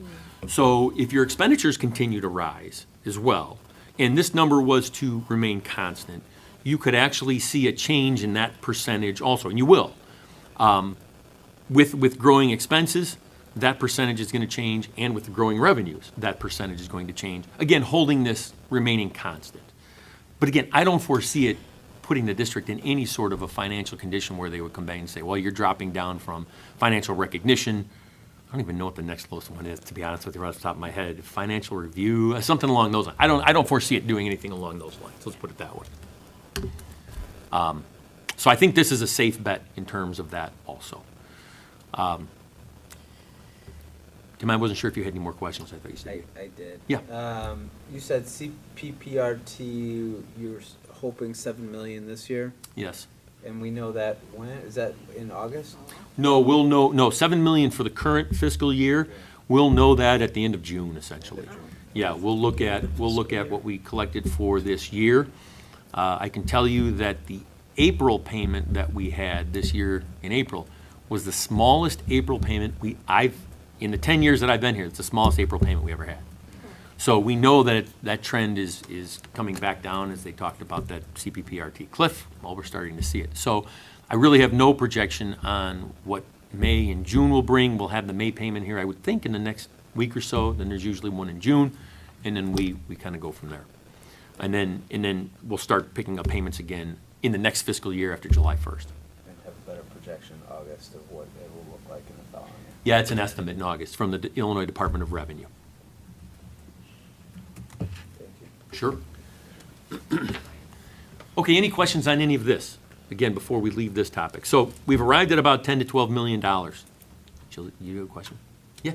So the recommendation specific to our reserves, going from, you're saying anywhere in the 45 to 47%. Where are we now? What percentage are we? Because we haven't spent it in a long time, so Right. I'm just trying to remember. We are right at 53%. Yeah, okay. Yeah. little bit above 53%, if I remember correctly, but 53% is where we are. Okay, Just for a round number. Thank Yep, you. sure. But then we take like 2 to 3 million out for air conditioning. We did, and that was what I talked about earlier. We took $6 million, we moved a total of $9 million in last year's budget. $3 million of that, though, came from federal funds, the ESSER money. So $6 million came out of the reserves, and we moved that over to Fund 60, the Capital Projects Fund. I think we're only going to use about $5 million of that. So we'll have about $1 million left over, which I've already factored into this number here. So yes, that's exactly right. $5 million from the 22-23 projects. If we use, we're going to use roughly $5 million for the projects that start here at South Campus in 24. And then if we use 6 here, that's $16 million over the course of really, let's call it 5 years, in that area, fund balance, which again, really counts for all of that CPPRT additional money that we've taken in. So we've really used it for capital projects, which is a good use of that money. Yeah, for sure. Yeah. So that 51,213,084 is about the 53% number that we're at currently? No, the 56,183 is Sorry, roughly the okay. 53%. Okay. Yeah. That helps. Yes. Thanks. Sure. Any further questions on that? What part are we moving to? Just on the financial part. So we're not like vote, I mean, like, this is just for a discussion, so This when is would just we coming discussion. back? Because I don't know that, I mean, I understand everything, I just think I would like to have a hearty conversation between all of us about this, because I think this is a really big deal to go from from 54 to 47 to 45. So when would be the appropriate time for us as a board then to, In terms of like prioritizing projects and things like that? or, no, I just just think to a talk bigger about picture, that just is- to talk about. Because, I mean, like, there's an assumption here that we're looking at 10 to 12 million, but I think before we assume that, I would like to have a board discussion regarding, are we all comfortable with 10 to 12 million, and where is our comfort level with that? That would be tonight. Yeah. Right. Okay. Yeah. So- Yeah. Because I mean, just like from a technical perspective, the next step in this recommendation would be getting authorization from the board to have our architect start preparing bid specs. Okay. And so before we do that, we'd want to make sure that, I'm just gonna put out there that I think 10 to 12 million, based upon where we are and how close we're coming and where we've been, is very lofty, and I am not fully comfortable with that. I mean, I understand and appreciate that we do have so much work to do and there is so much to be done, but I am concerned about going so low into our fund balance.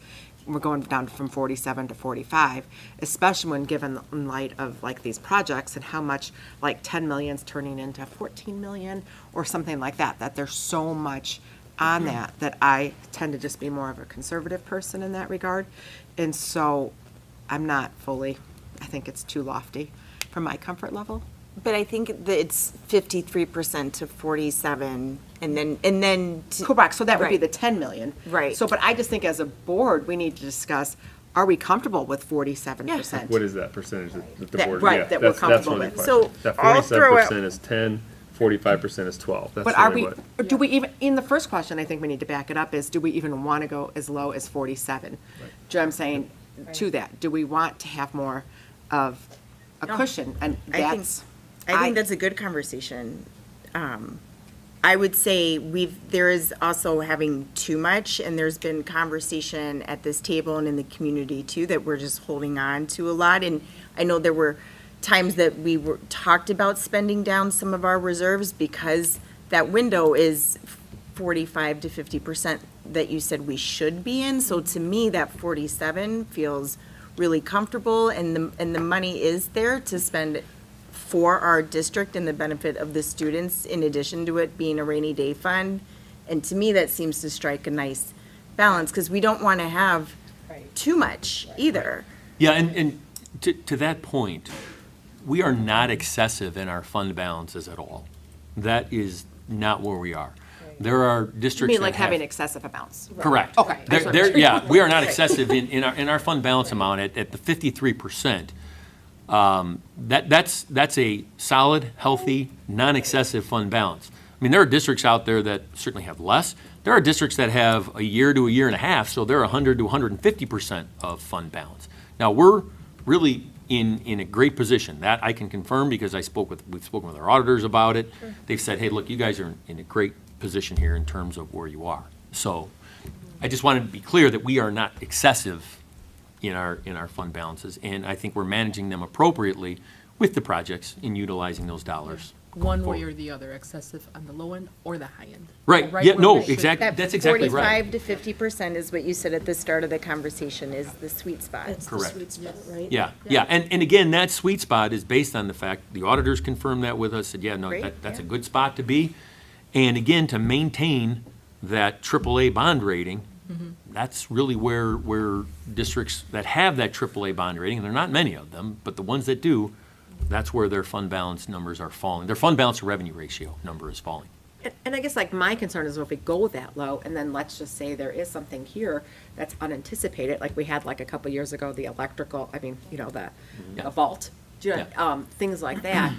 I just don't, I want to make sure that we have enough cushion, especially in light of the aging facilities and things that could come up, that I want to make sure that we have that ability. I mean, let's just say something with like the North, I don't even want to say it because it'll just be, putting it out there to the universe, but Yeah, something don't put it out there, catastrophic. yeah. Right, do you know what I'm saying, happens to the school, like, where it's not like an insurance claim or something like that, but it's more of a maintenance aspect of it. That's not a fun thing to do, like, putting a roof on is not really fun, but it's necessary. So I just want to make sure that we are in a position that we could expend, a couple $1 million and not risk our AAA rating. Well, can I say something? I think it's a calculated, healthy, I wouldn't even call it a risk. I think we are in a great position, and I think that the longer you let the aging facilities age longer, you are exactly increasing the chances of unforeseen emergencies such as the ones that you're concerned about. Because, the things that we're going to address with this money are very important. AC, we're modernizing our facilities, and I think that's paramount. I think our students and community, we need it, and that's what the money is for. So I think it's a healthy strike balance, that's just my opinion. But I guess what I'm looking at, I know we're jumping ahead then, not all of this, like what we have, is modernizing the facilities. Right. Do you know what I mean? Like the physical facilities, if you will. Do you know what I mean? Like maybe I'm totally off base here, but like when I'm looking at, like, let's just call it $10 million, that's not all going into like the structure. That's not all going into the roof. That's not going into the tuck pointing, things like that. Well, let me just, I mean, Yeah, that's I think maybe my. this is a good time to like go through the recommendations. Okay. based Yeah. on No, that, so- but wait, we said we were going to talk about also, though, how comfortable we are going into the funds, and I'd like everybody to maybe Weigh in, weigh yeah. in. Yeah.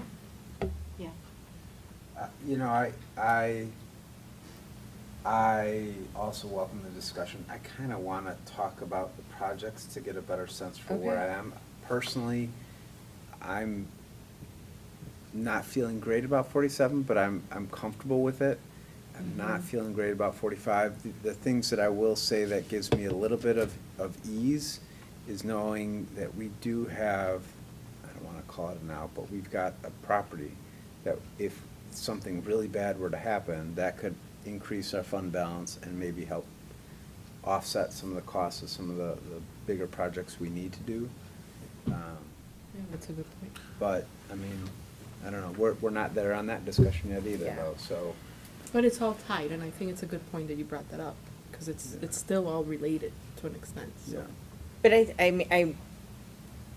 I want to come to the conversation just for me personally too, without, like with the knowns, Yeah. right? That's what Yep. I want to, for me, how I'm going to approach it.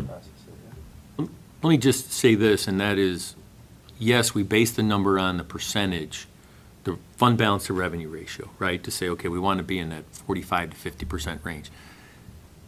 When these projects are all paid and done, the district would still have $45 million in Right. reserve, right?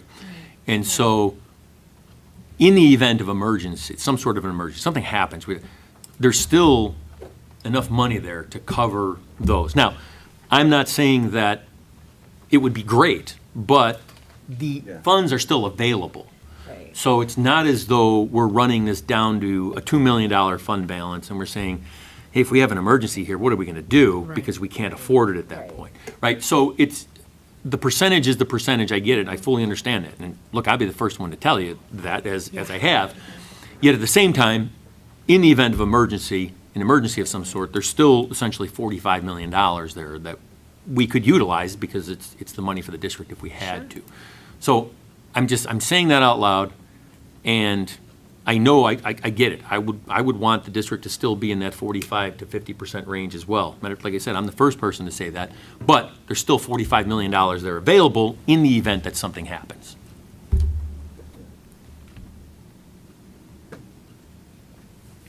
Does anybody else want to weigh in, or do you guys want to talk about projects in context of this? Yeah, I mean, I'm not comfortable at the 45%. Yeah, and then I'll weigh in on the projects when we get there. I'm kind of leaning that same way. I appreciate, though, what, I think Elvia had said about,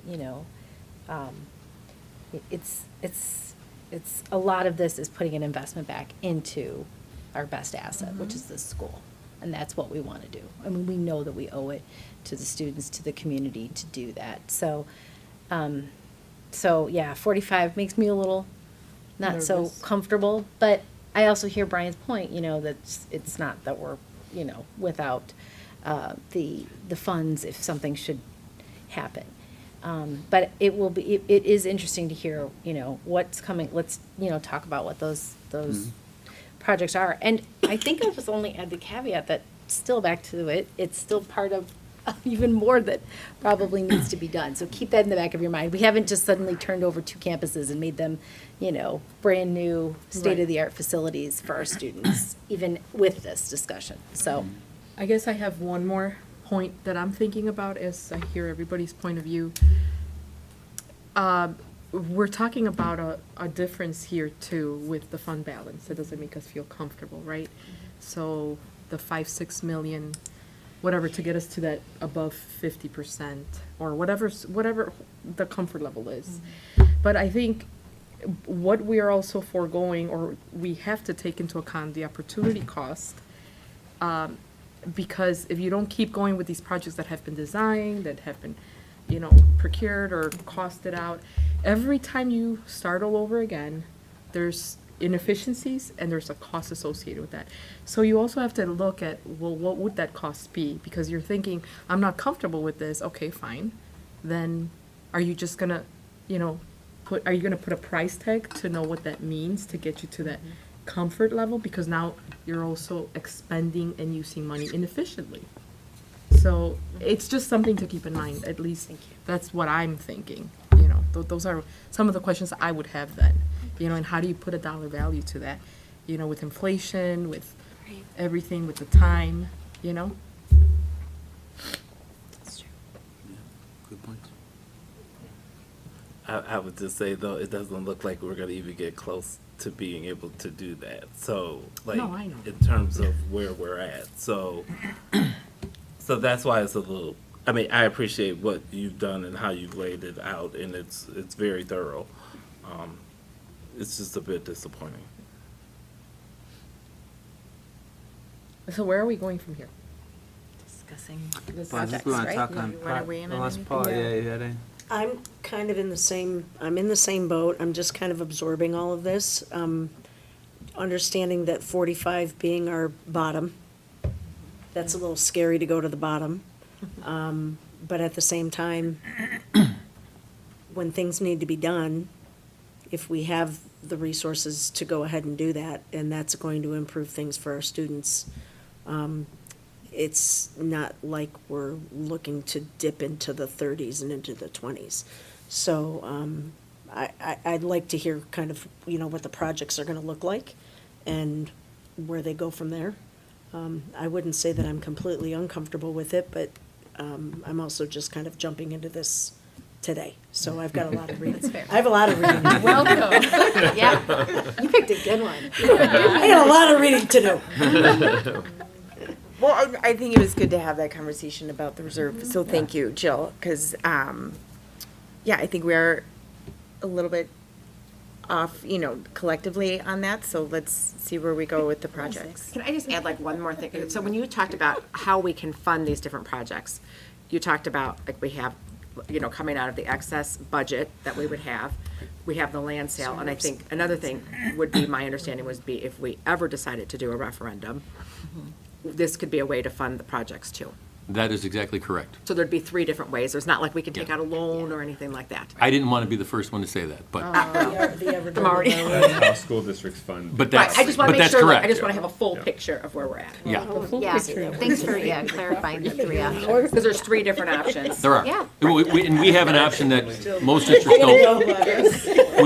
When you refer to the property piece, and then, of course, any operating surpluses. So the property piece is something most districts don't have. The operating surpluses, many districts will fund projects with those. And then, of course, the bond sale, but we're exhausted on that for 10 years. So that's not coming back. That's not really a viable option. Right, that's not coming back anytime soon.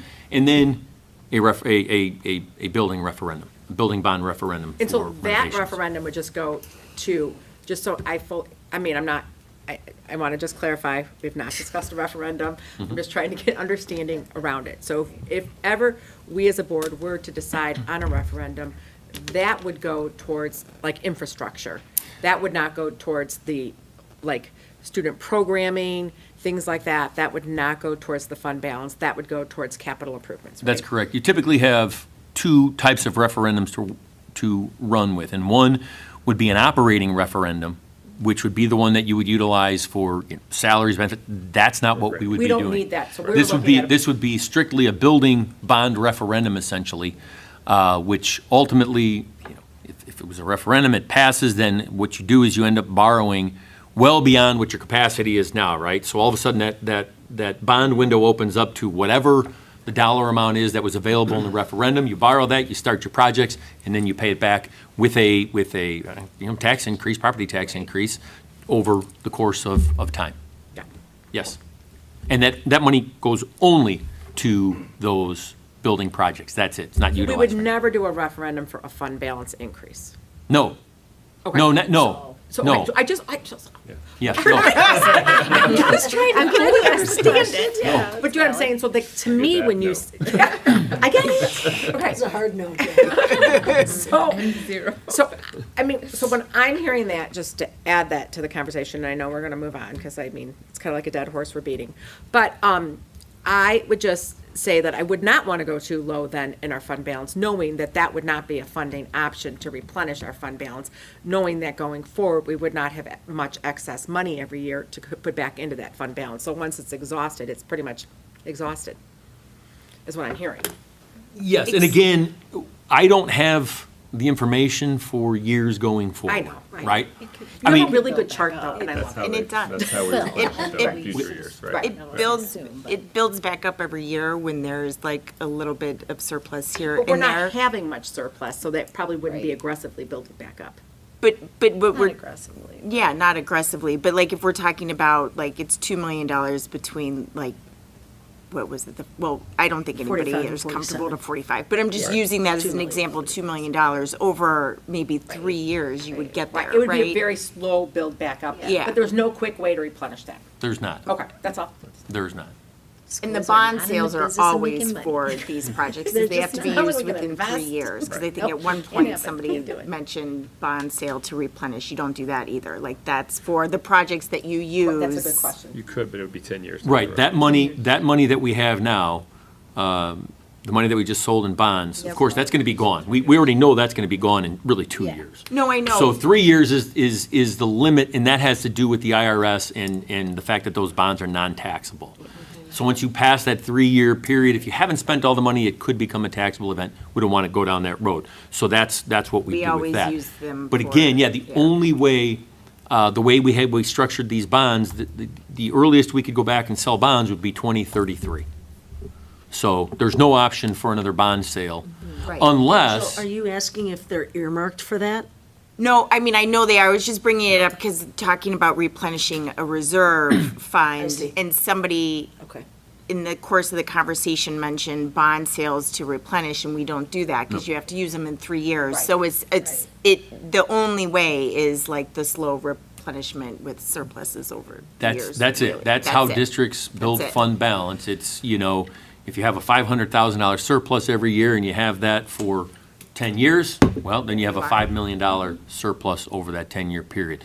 There really are no other ways to say we're just going to, build up fund balance. That's where it comes from. Sure. But you were gonna say there's no other way to do the bond sale unless, and then you didn't say anything. Unless a referendum is passed. A referendum, okay. All right. Then- It's like, He didn't is say there a it. magic? No, trust me, I wish there was. But unless a referendum is passed, because then that referendum, if it was to be voted on and passed, it, in the referendum would say, look, here's the dollar amount that would the district go out and sell bonds for, whatever that dollar amount is. So that reopens that window, but that's a voter-approved referendum. And property sale, though, could replenish reserves quickly if, a portion, right? Like, That's right. obviously, we wouldn't want to just have money sitting there. That's but right. That could be something, okay. Yeah, because that, again, that's not a typical source for a district, but yes, that's one that we would have that you in theory, if the property sold, that money could go back into the fund balances at this particular point. But again, we would, probably still want to earmark that for something, or Right. something along those lines. So it isn't just, hey, we're taking the money in and we're going to let it sit there. Great. Well, there's so many projects that we would Yeah, I don't probably think still finding be back projects to is going to be the same- problem. We would probably be Fine. back to the same discussion, Yeah. same point. And the next conversation is capital outlay. We're just rolling from one to the next. Okay. All right, so we should talk about the projects. Yeah, let's talk about the project. So, there's really three that kind of came to the top for us as we were looking at these, okay? And these are in the recommendation here. First of all is the additional air conditioning to the North Campus main building. And so that is really one of the first projects that we were talking about. Of course, there are many classrooms that would be affected by this. They're generally on the south end of the building and on the west end of the building. There are two, and Ed, correct me if I'm wrong on any of these things, Ed Wright is here and Paul Guida from DLA as well. There are two air handling units that serve these two areas, and I believe, Ed, those are from the 60s. Is that accurate? There's actually four. There's four. They're four of your oldest pieces of equipment in the building. Some of them are Right. over 50 years old. Those are kind of the last big pieces at this building, short of the library, but that's not as bad, that need to be replaced. You guys have been doing pretty good with that. But yeah, we're taking four and then consolidating down to 2 units, which will serve that Right. entire 4-floor stack. Right. So kind of to that point when we were talking about what is this doing for the building, we're replacing air handling units that are, 50, 60 years old, right?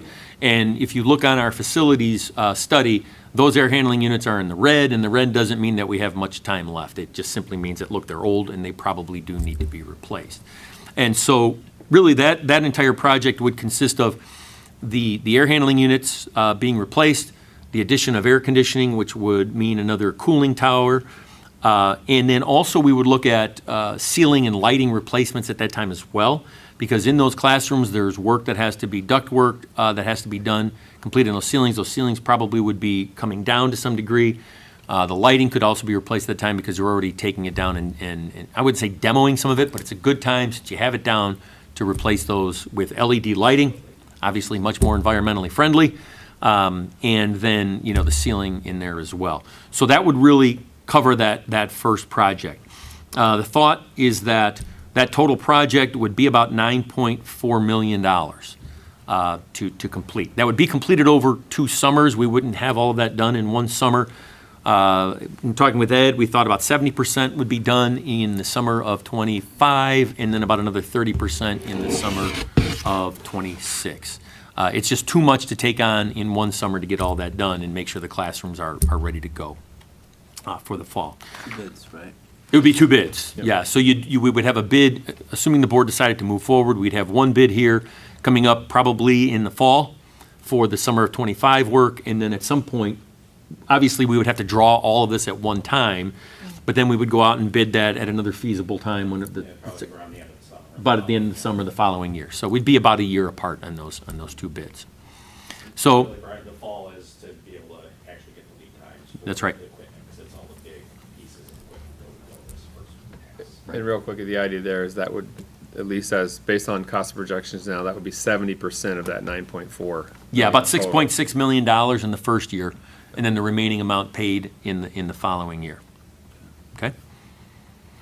The second one was was restroom renovations here at North Campus. And so we were talking about the restroom stacks. And when we say stacks, it's because in this building, there's one on each floor in that area. And so we were looking at the restrooms at exit 3, which are right over here, and then at exit 4. One of those restrooms there in the in exit 4, those are the main washrooms that serve the Reber Center and all of the events that take place there. Those washrooms would be included in there.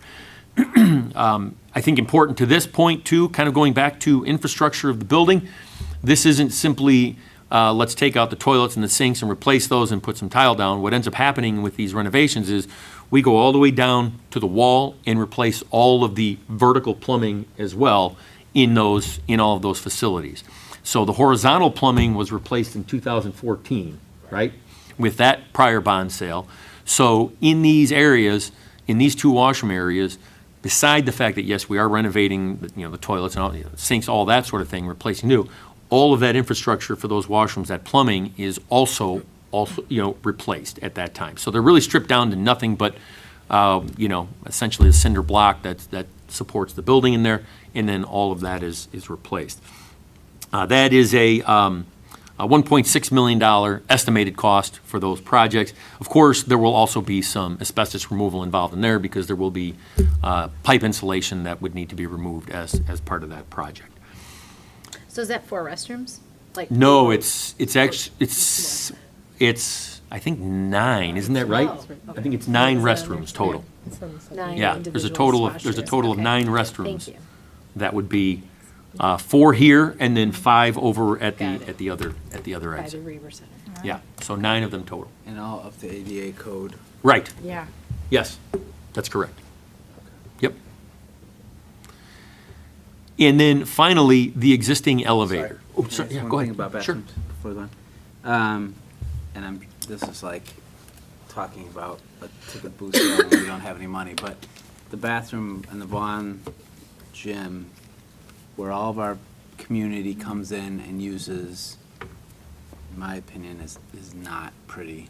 Mhm. Do we know what that would add to a cost if we ended up looking at redoing that one? I don't, but that's something we can take a look at it.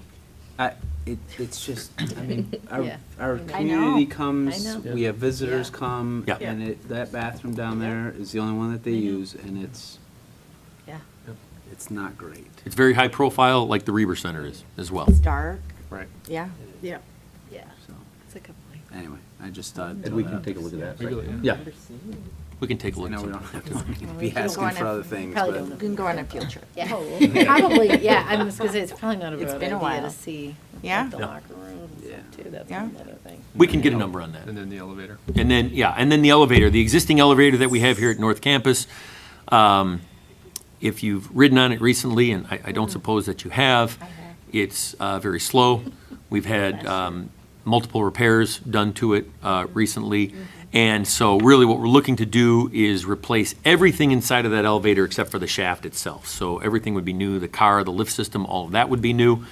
And we'd be looking at an estimated cost of about $600,000 for that replacement as well. It's the only elevator that serves this side of the building. So, I should say that serves the entire main building. building, right? It does. We don't have Well, any we have a other couple of elevators across the street too. At Vaughn? Yeah, we do. Sure, but Yeah. I meant for the. But for this building, it's the only one that currently exists that serves this building. So it would be, I think, a wise investment of money to Yeah. make sure that we have that elevator upgraded Definitely. to, I don't even know how old that is. Do you have any idea, Ed? Yeah. Looks like 1920s or Yeah, something. it's, I mean, it's old. Yes, I think there should be somebody in there like, which floor? yeah, That's a big accessibility issue. it is. Not to mention how many students are probably late to get to class when they Well, have to. yeah, And think about the it's- students that actually need to use I- that every yeah, single time. every day, They go to all their the time, classes, yeah, so. So these are the 3 projects that we looked at that really kind of rose to the top for us. We also, in that part 2 of phase 1, we also talked about some other potential projects. But right now, we're going to have to take a look at those and say, okay, where does the funding come from those in potentially in the future, right? And that's the installation of the turf at West Field, about $3.5 million. The modernization of the classrooms here, about $6.6 million. And then we've also had the conversations about adding another elevator here at North Campus. And that's probably about $1.5 million, or $1.75 million, I'm sorry. And so, there's probably another $12 million, $13 million worth of cost here, including, construction fees, all of that sort of thing, that right now we're going to have to make some decisions on in terms of knowing that we don't have the money to do all of those projects at this point. Right. So really that's, if you kind of then jump back to page, let's see, what page is that? 83. 83, no, 84 this time. Thank you, 84 this time. That's where we kind of summarize it, and we figured that there's about $11.6 million worth of project money there. In addition to that, there's going to be architect fees, there will be asbestos management fees and removal fees, and we think the cost of those projects is potentially about $12.8 million. We realize that that's above even our $12 million amount right now of available money. So we have to look at that and determine how we wanted to move forward. The reason that we're talking about it tonight, and we really don't know what the cost of these projects is. Of course, these are estimates, right? And so the point in trying to obtain actual cost, the only way that we can do that is to go to bid. And then obtain actual pricing from contractors who would actually perform the work. And so really that was our recommendation to the board, of course, not to vote on tonight, but to essentially at the regular May board meeting, ask the board to potentially move forward with the creation of the bid specifications for these projects, take them to bid, and then see where we are in terms of, when they come back, look at the cost, and then make some determinations about really where we want to go based on actual cost. I can tell you that we anticipate, if the board did say, yes, we want the bid specifications created, take it to bid, it's probably about $800,000 to do that in terms of cost for that. And so we wanted to be upfront with the board about that. And of course, that really is the architect in working with them, drawing, all of the documents that need to go out to bid, that sort of thing. And so that's really what we would be looking for the board to do, because until we truly get some real cost behind it, we can kind of, massage these numbers all that we want, but we really don't know until we actually see what the true cost is. And so that was kind of our line of thinking behind this. Let's see what we do. Again, remember this: if we went forward with the bid specs on these 3 projects, yes, we would be paying for them. We may reject a bid on those in the future, but we never lose the bid specs. It's drawn and it can be used again at some point in the future if we need it, and we're not paying for it again. So yes, you're paying for it now, but you wouldn't be paying for it ever again if the board decided, no, we're not going to move forward with this project, but we are these. The bid specifications would still be there. We could always re-up those at another time and use those again. But that's like 800,000. That's right. That's, the significant. So, my thought is I'd like to be more judicious about that, because it's almost $1 million. Right. Just really, I want to be thoughtful about what we put out instead of Yeah. willy-nilly doing a lot of different Now, things. sure, but remember that, just so everybody's aware, that dollar amount was included in what we saw as the total, that $12.8 million. That dollar amount is included in there already. So, just so everybody's aware, it's not something that's out above and beyond Okay, what that's a we good clarification. what we have there. So I took that into account in terms of total management fees, whether it's our architects, whether it's our asbestos management, those types of things. So that's already included in that dollar amount. So just for clarity. Just a couple questions. One, The AC, does that get us to a certain percentage of completion at both campuses? You guys have- You and I, right now. We're getting really close to having everything done. That's the last major section at this building. There may be a couple little one-offs there that we'll look at. There's some like And closer south to the is mostly northeast. done, except the D-wing. So this would put us close Pretty to, close to 100. In this building, okay, not across the street. okay. Not at Vaughn, you mean? Right. Okay. Correct. Yeah. And then, And south? South, after the summer work, or the project that's going on there now, that's gonna be I 80? think somewhere around 80-ish, 80. something like that. Yeah, about 80%. Pretty close. right? We've been talking about this since like 2019, you know? Think about how many years we've invested. Isn't in it true putting that some of the, AC in. like, I remember, like, because I was so confused by that drawing that we had, like, not every building, I know you probably remember, not every building, not every room could have air conditioning. Like, there were some that was, like, Unit blocked events? out. There was Have, some like, unit events or something? unique situations, like, I think, like, where The middle, you couldn't get something to it. And like, there's an area at South Campus, I think, wasn't it? But when you have all the other ones going, Yeah, like, like you know what I mean? gyms and that- stuff. we Yeah, would- so I mean- yeah, there are spaces, yeah, we would not. The kids are only in there for a few minutes changing. Right, so it's like, it's never gonna be 100%, I guess is my It's thing. classroom spaces. Yes. Okay, so that's what you're talking about, the percentage, not the whole building itself. Okay. What? I was gonna say, but there's other schools that have 100% New though. school. Right, but I'm just saying, like, we're never, I just wanna make sure we were like, it was Yeah. never like, fully obtainable to reach that 100%. But you're talking classroom space. Yeah, classroom spaces. Okay. And Like then Debbie my, Downer today. yeah, my only other question. Little Yeah, bit. Jill. We talked about this in the last bid specs, that some projects, we knew that, or didn't know, but it made sense that they went well above the projections.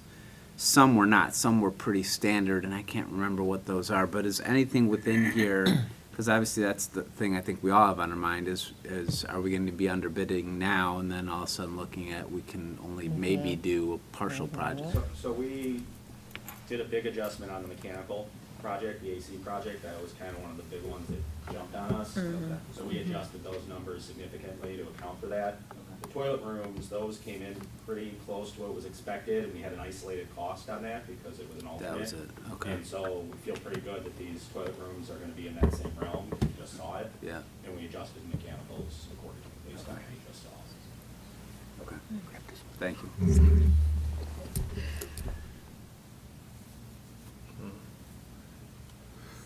Okay, so, just wanted to, like, ask regarding, like, the part of, like, for me, like, the modernization at North Campus was a big part of even the whole sell-in of all in both campuses, because you were touching and having some modernization at South and at North.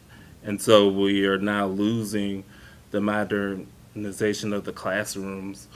Like, to me, that's like a big part. And now we're focused, I mean, I know that you're like, you guys like want the air condition, but now it's like, how much money over the last 3 years have we then put into air conditioning through all of the renovations that we've had, like, in total? Like, so now, because to me then, that number is probably gonna look really high and be very high. And I don't think that that was necessarily the intent of any of the, for the, part of the intent of the bond sale was for that, but not the sole intent. And it seems like the sole intent now has become like the air conditioning. I know air conditioning is a big thing and is very important, but now you lose any modernization at North Campus, and you know, God knows how long that may now take to have something touched here at North. Oh, that's Yeah. a fair I mean, assessment. It is, and I think if you look at the history of like bond sale projects, it typically is focused on one campus. Like 20 years ago, it was almost everything was done at South Campus. 10 years ago, almost everything was done at North Campus. Now this year, a big portion of that bond sale money is going to be South Campus. So you're right.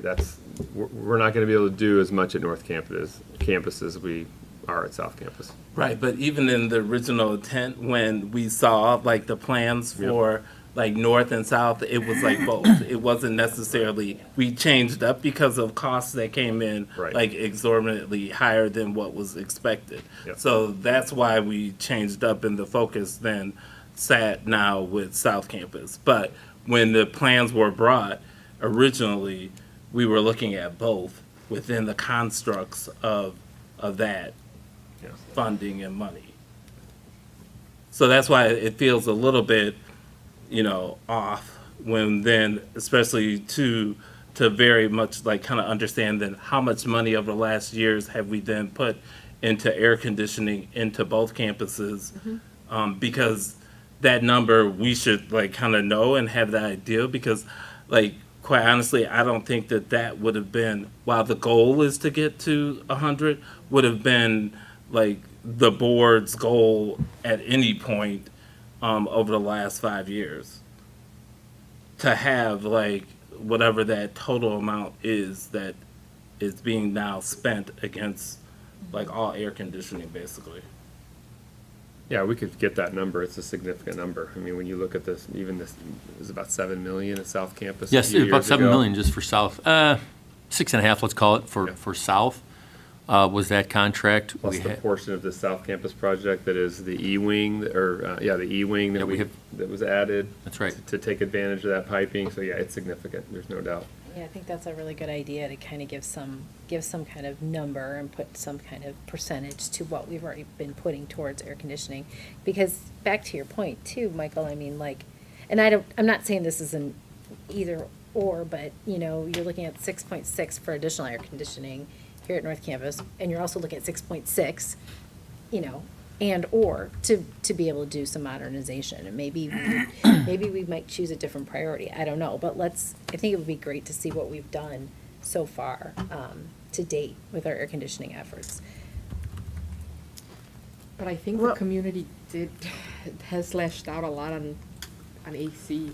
I hear it every year around the summer, beginning of year. It feels like burning with the comments in general from the community. I haven't been on the board, so I don't know, about any comments directly to the board other than the occasional emails I've seen, one or two, I can't remember. But just in general, it seems to be just a very hot topic. So air conditioning, the infrastructure, and everything that surrounds it is just very pricey. And how do you prioritize also who gets what? I mean, it's been hard, right? You guys have to head the toss-up between the South and the North Campus. It's just, it is, I guess, it seems like it's very important as well. So, you got to prioritize. I mean, what do you prioritize? Modernizing, or, some people view it as a practical need to have AC. Go ahead. Air conditioning has been like, while it's a concern here at North Campus, it was a hot topic at South Campus. Very much. And the board has been addressing that for a major, big, hot topic. It is a concern here. No pun intended. Well, so, again, I'm just saying, like, when you go back to the original intent and how this was all framed up, that was not the sole intent and how it's ending up.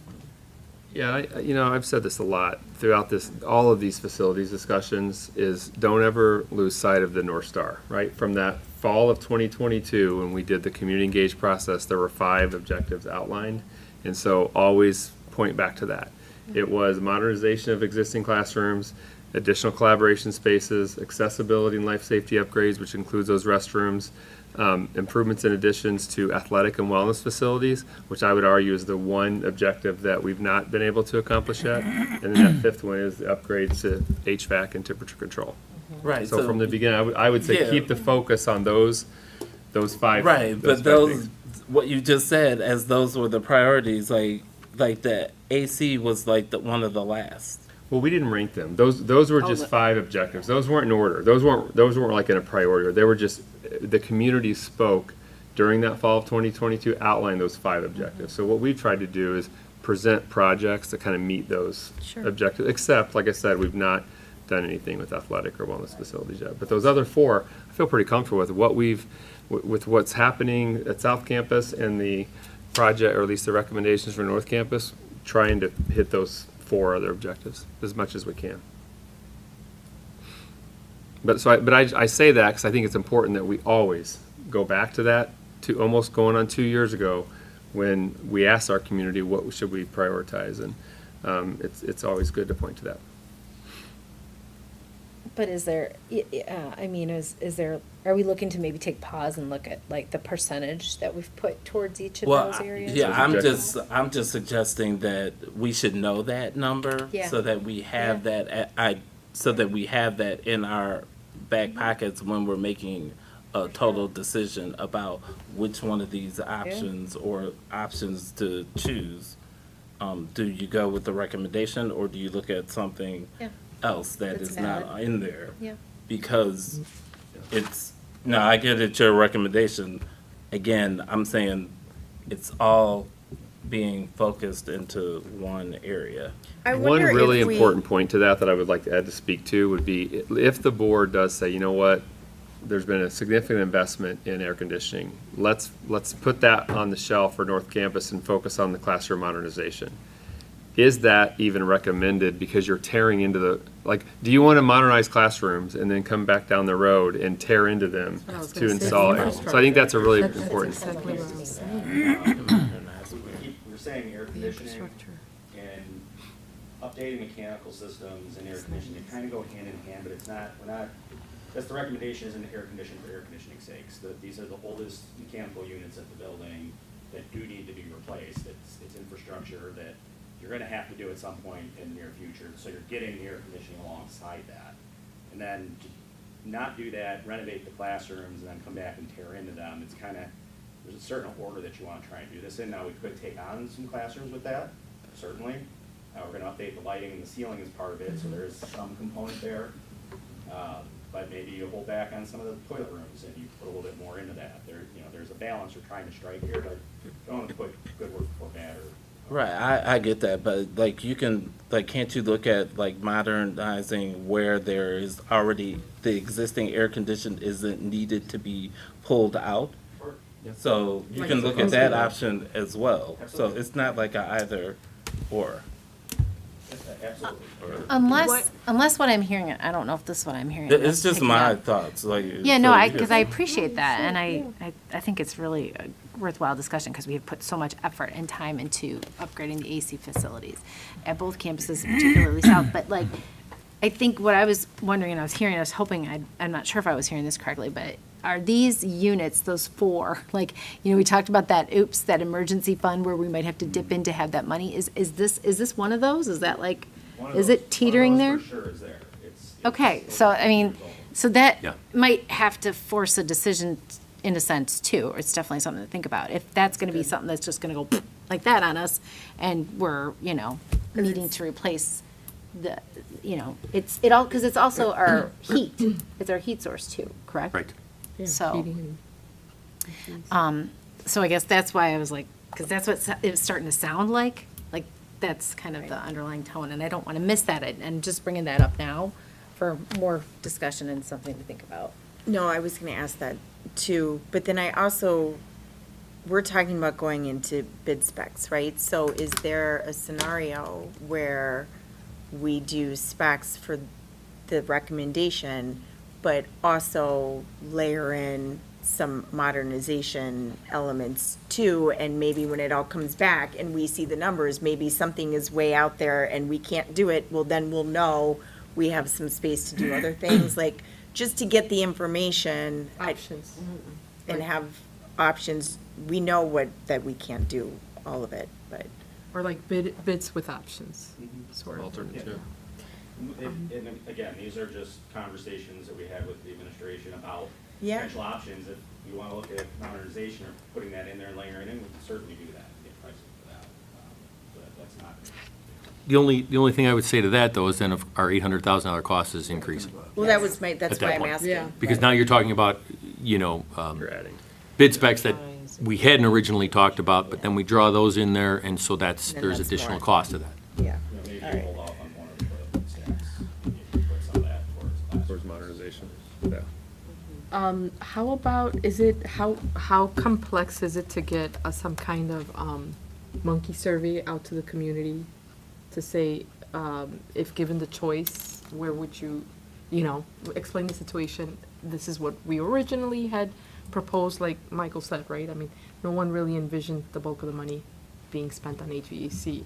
Like, is there a way to kind of gauge the community as a whole on a monkey survey to see, this is where we're at now, this is, if we keep going, most of the funds will be spent here. Would you prefer to balance it out, not keep going, and do more balance into the, gosh, why am I blinking out? Just, the renovations, the modernization of the classrooms and Like so forth. revisiting what the priorities, revisiting what objectives are the most Well, important. from what I heard from you is that that's what people said. However, and correct me if I'm wrong, because I wasn't here during those discussions, those were never ranked. Right. Right. Those are the objectives that kind of shone Right, but I through, mean, money's yeah. not infinite, Right, and no right. one really knew where we were gonna be today. So is that possible? And I'm just throwing it out there because I would kind of hate for us to, at the same time, we're 7 board members here, speaking for the community. Like, Can I speak to Yeah. that? My concern on that is asking for opinions from people when we have the expert who knows what the current status of these boilers and the infrastructure actually is. but right? that's not, So- yeah. Right, so I'm just saying,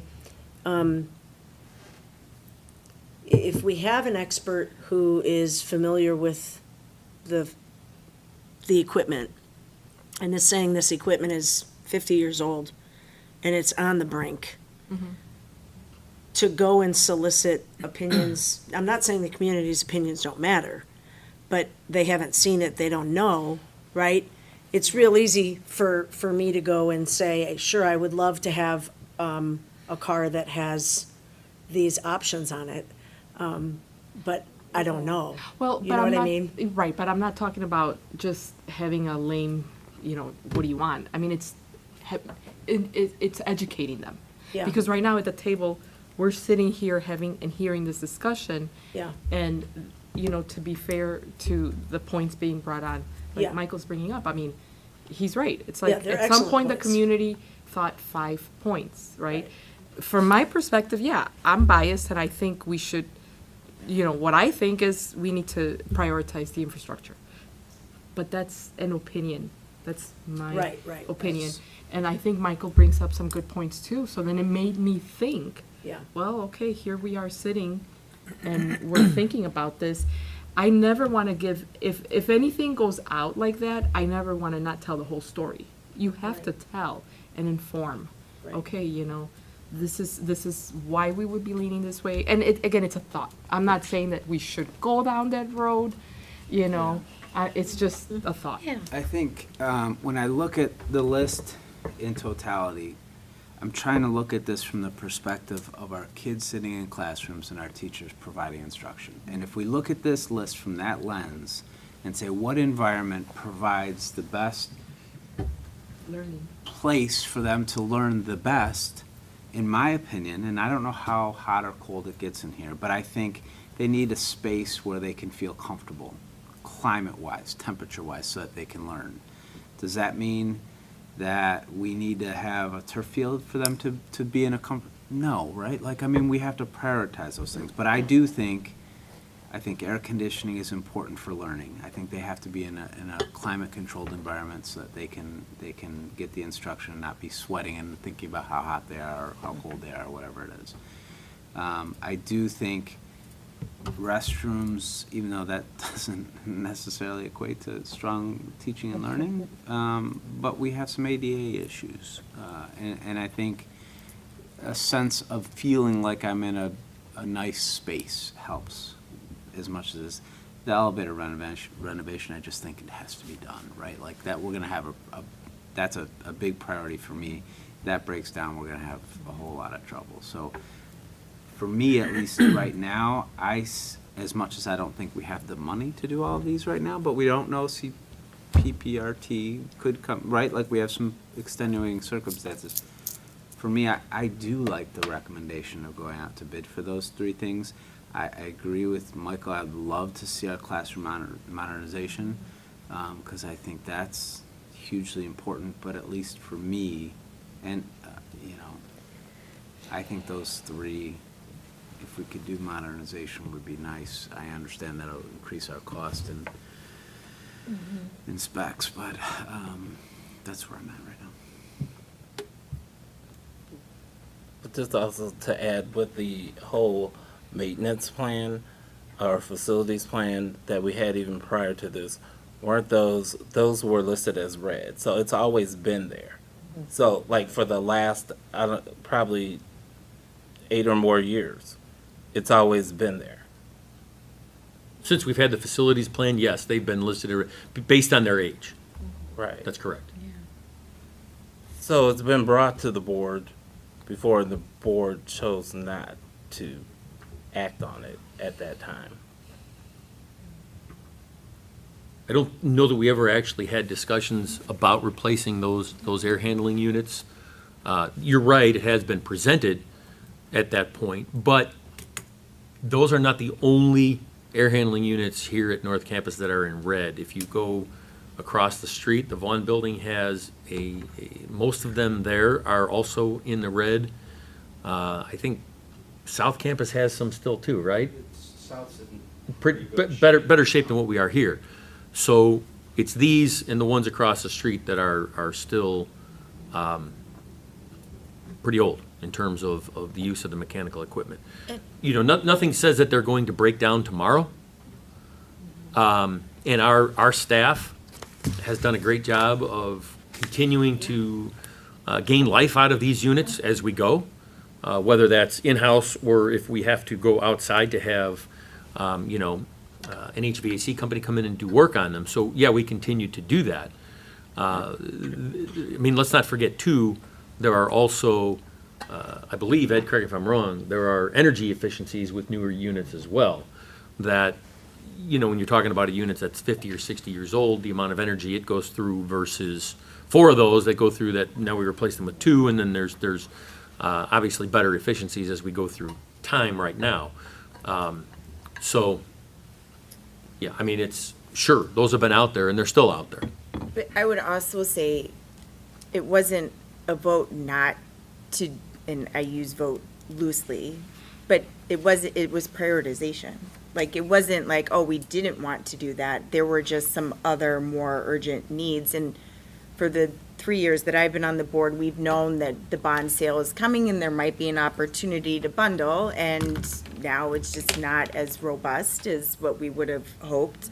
But it wasn't a not to do it. It was, we had other things that, it's what we're doing right now, the prioritization. South Campus was severely Yeah. under-conditioned, but this building had more. Right. And so the direction at that time was we want to get Yeah. some caught up, knowing that we still will have to do these at Right. some point. And, Right. There is always the run the fail option. That is a thing that some districts do, but that happens in the middle of winter. It's a problem. Well, plus you actually pay more money trying to maintain the operating, the maintenance of something so old. You get so many surprises, I think, trying to maintain something so old. When we've had to, end school early or not come in on the days where we Right. know that the kids don't have the comfortable space that we're talking about. Right, where. Well, and our staff, not just the kids. Right, but and then in everybody. the meantime, you're spending more money maintaining an older system, taking more chances at the end to have to replace it if you run into its life cycle, which is an inevitable cost at some point. So it's kind of like not using, I guess, the money. We could be using it wiser, I guess. I'm just thinking in terms of dollars and efficiency. So, back to that question though about, in the next steps and whether or not we're gonna ask Ed to add an alternate or not add an alternate, and were we expecting to make that decision at the May meeting? But in June, we might know what the real numbers are for CPR. Just for this current year. We won't know what they look like for the next fiscal year, which will start July 1st. I won't have an estimate on that until, usually those come out around the end of August. But is the timing on the bid, like, it's all a Right. Yeah, I mean, cascade to for now, get we're work just, done? the goal was come back May 20th and get authorization to Right. move forward with bid specs for X projects. Sure. So I don't, you want to talk to the timing of that, if the Like, board delayed when that? more? what- My biggest concern, and we still may be able to stretch it out a little bit, are if you are doing the mechanical project, the air handlers, the chiller, cooling tower, those components have a long lead time. And so in order to try and get them in that finite window of summer, so we don't have luxury of going the full year like we are at South, we have to have enough time that we'll get the equipment. I have some thoughts of maybe how we can stretch that. I haven't explored that yet. I can go back and look at that ahead of your meeting and give you that information. That's the biggest one. The toilet rooms, if we're gonna do those, we could probably push another month. Not overly concerned about that. The elevator, the same thing. It's really that project and trying to maintain the lead times. But let me go back and revisit that and see what, when's our absolute drop dead where we're not comfortable anymore trying to do it in the summer. Yeah. But again, remember, I'm sorry, go ahead. Ellen. No, I guess it does make me feel uncomfortable because I know lead times with HVAC systems can be even more than expected. Right. So, yeah. But I do think one year we went out in November, We did. and we Yeah. still got. We didn't get it. Oh, that's right, we had to wait. That's right, we did, yeah, those are the ones across the street that we Okay, just put in. that's right. So Well, it's thank the you, thank you. lead times, and then the longer you wait, it does matter, the timing, because the best people get taken up, and then you end up paying more money for other contractors. Then they have more power over you because there's less available, and they all book earlier, and they want it, the best ones book, the best priced people book earlier. So that's another concern, I guess, that I have in delaying a decision, one way or the other. I certainly don't want to rush you into that. Right? No, It's a big decision, so let me at least do a yeah. little more diligence on Yeah. it to find out where the comfort level is, how late can we drag this out. Yeah. But sooner is better for that kind of project, so it's just kind of what we know. Well, again, I wouldn't want to rush either, but let's not forget the point that if we don't know the actual cost until we actually get bids back. Right, that's another thing. So, I mean, sure, the lead times are all a part of that. Right. That's true. But if we get one bid back, in, I'm going to make these up, September, another one in October, another one in November, we really don't know until then November what our total costs are. So, and I'm not suggesting that's what we would do, but I'm just using that as sort of a timeline to say, whatever projects we want, we need to get those together so that we can then say, let's bid them, see what they actually cost. Because that's really, driving from my seat, that's what's driving where we want to look at how much we actually want to put toward these and what we want to do. Okay. Can we find out too, like, what it would cost just for the bid specs to just add a layer of modernization to it so we can, but before you do it, you know what I mean? Like what the estimate is to add to that from 800,000 to what we would be spending, just so we could have kind of an Yeah, ROI. It's not gonna be a ton more, because I don't imagine you're gonna take on $6 million. Right. Classroom renovation Yeah. is probably gonna be a few $1 million, so we're not gonna be a big number. I want to talk with Jen. Okay. And get the priorities of what types of classroom modernization we wanna look at. Is it drop-in centers? What do we wanna focus on if we're gonna look at that? Okay. So we'll go back and look at that. So I think those two things would be helpful, like the timing and Right. then the bid specs, and then we can see what we're comfortable. Well, just to piggyback on that, but in order for you to do that, you would then also have to take away some HVAC work out of the equation if you do that, don't you? And you have to figure out what would make the most sense. So the HVAC piece is kinda all tied together. Right. It's kinda Right. All or one nothing. system. I kind of piecemeal figured, yeah. that. Right. So it'd probably be the toilet rooms that maybe you Okay. back out. I will say that these ones technically are accessible. The ones at Reber are not. So if you're gonna prioritize one over the other, maybe that's the one you'd look at, if any. Okay.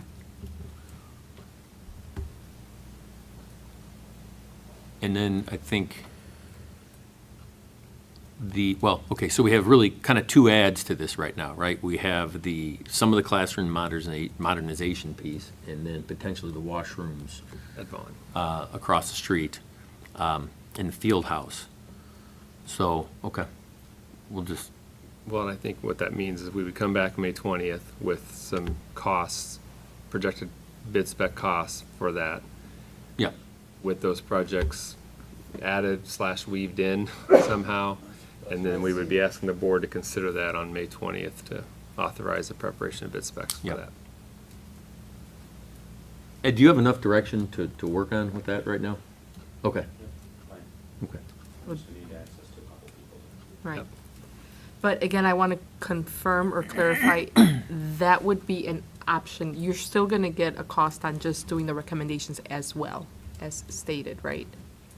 I mean, that's what you were thinking? I was thinking as an and then- option, because then if something, No, right. we did this last time, right, where we're like, Yeah. oh, we were able to see the line Make some items transfer, right. and have a conversation around how they fit together. right. Is where my head is. But I'm not in your business. I don't know Yeah, we if that can do it. makes I- sense. All I would say is I'd never want to go to bid specs for a project that you may not have any intention of doing. Right. It's just throwing money away, and I don't really get to practice drawing. So Right. I'd want to, if it's something you're going to do, whether you do it now or you do it in 5 years, or, that makes sense to me. Right.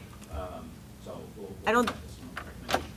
I don't think the modernization projects are going to go away. I think they're always going to be there because they're part of the strategic plan, right? So It's an the point extra. that you made, Brian, about doing this, whether we do it now, it's good for the long term. Yeah. But if,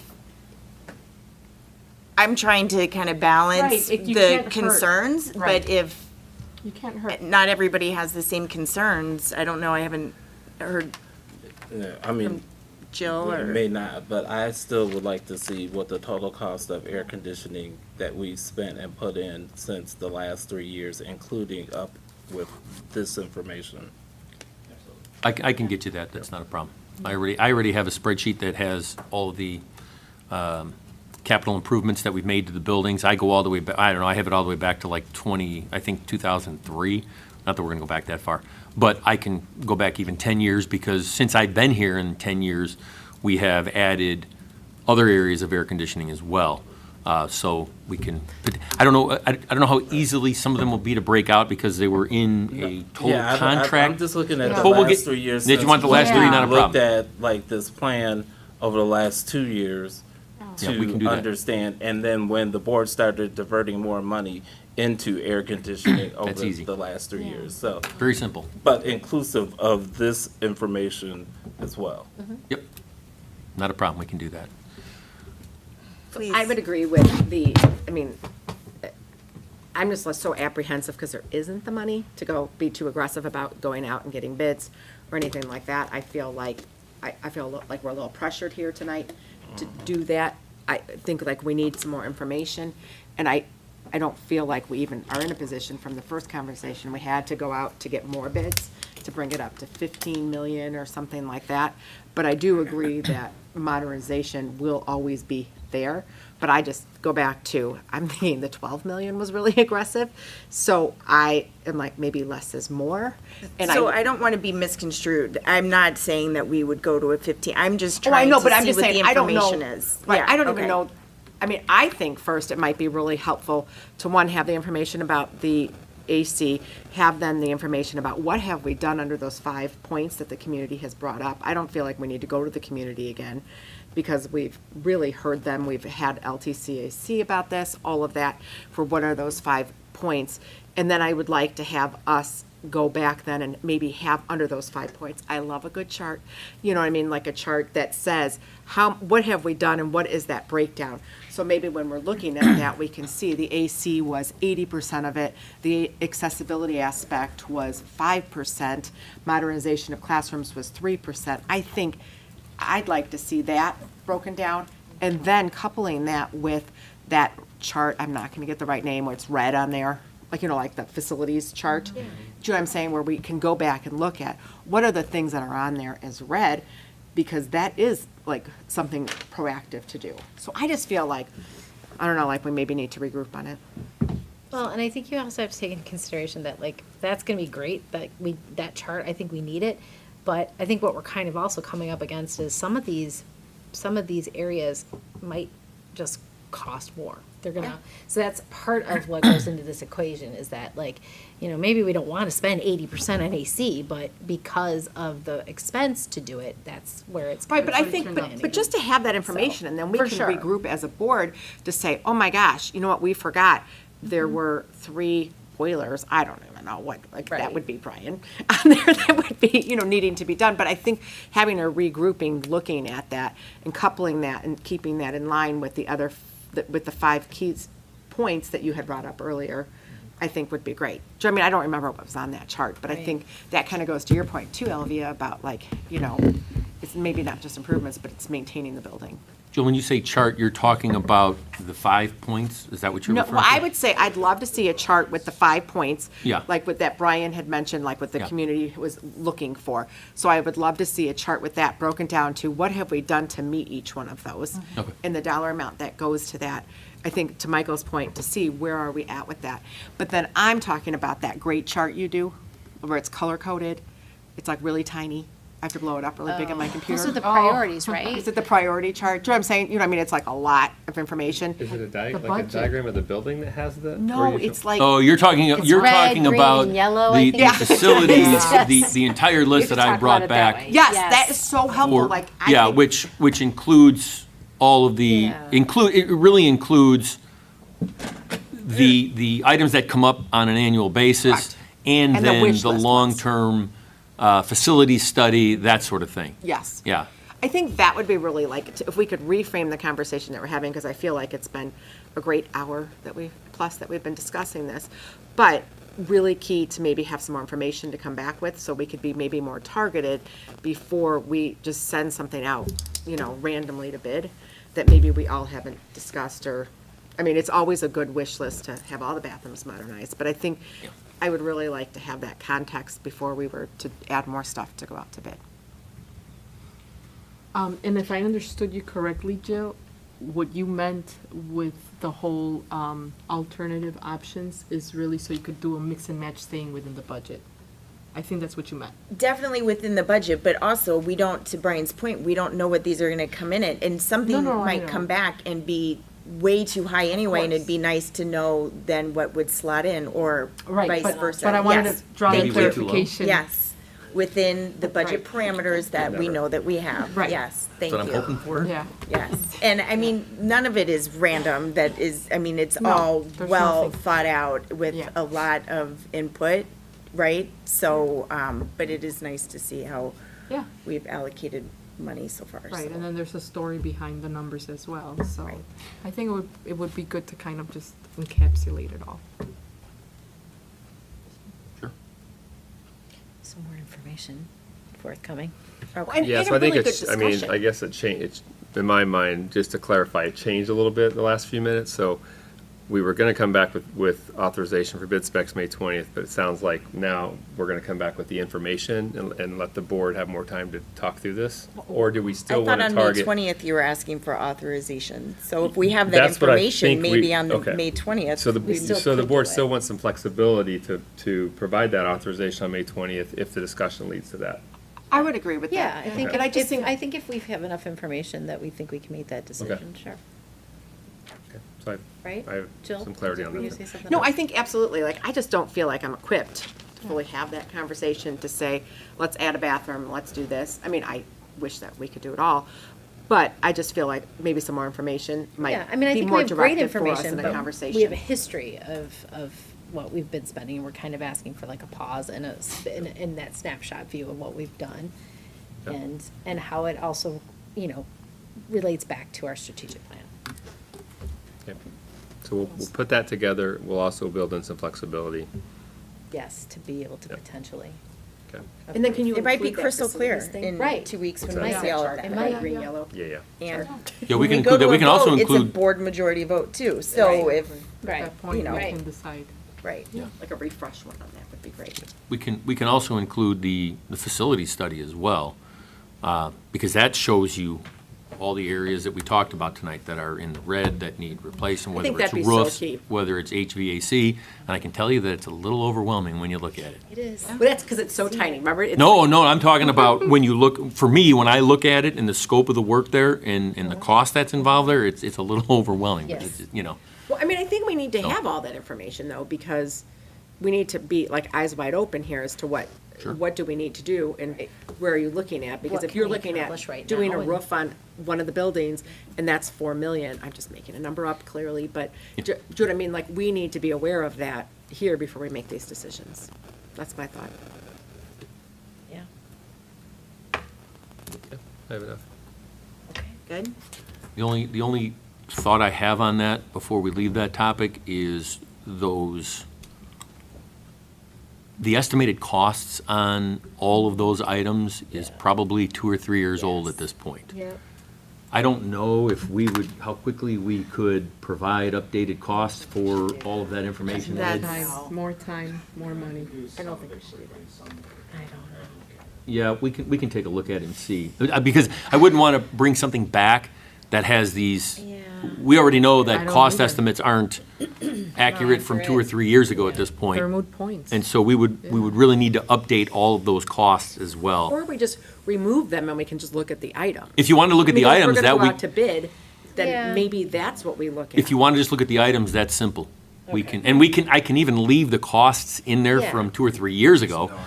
I For think, reference. So I you think get an that's idea, important. and then you can probably add, what, That's 15 or overwhelming 20%? enough, Brian.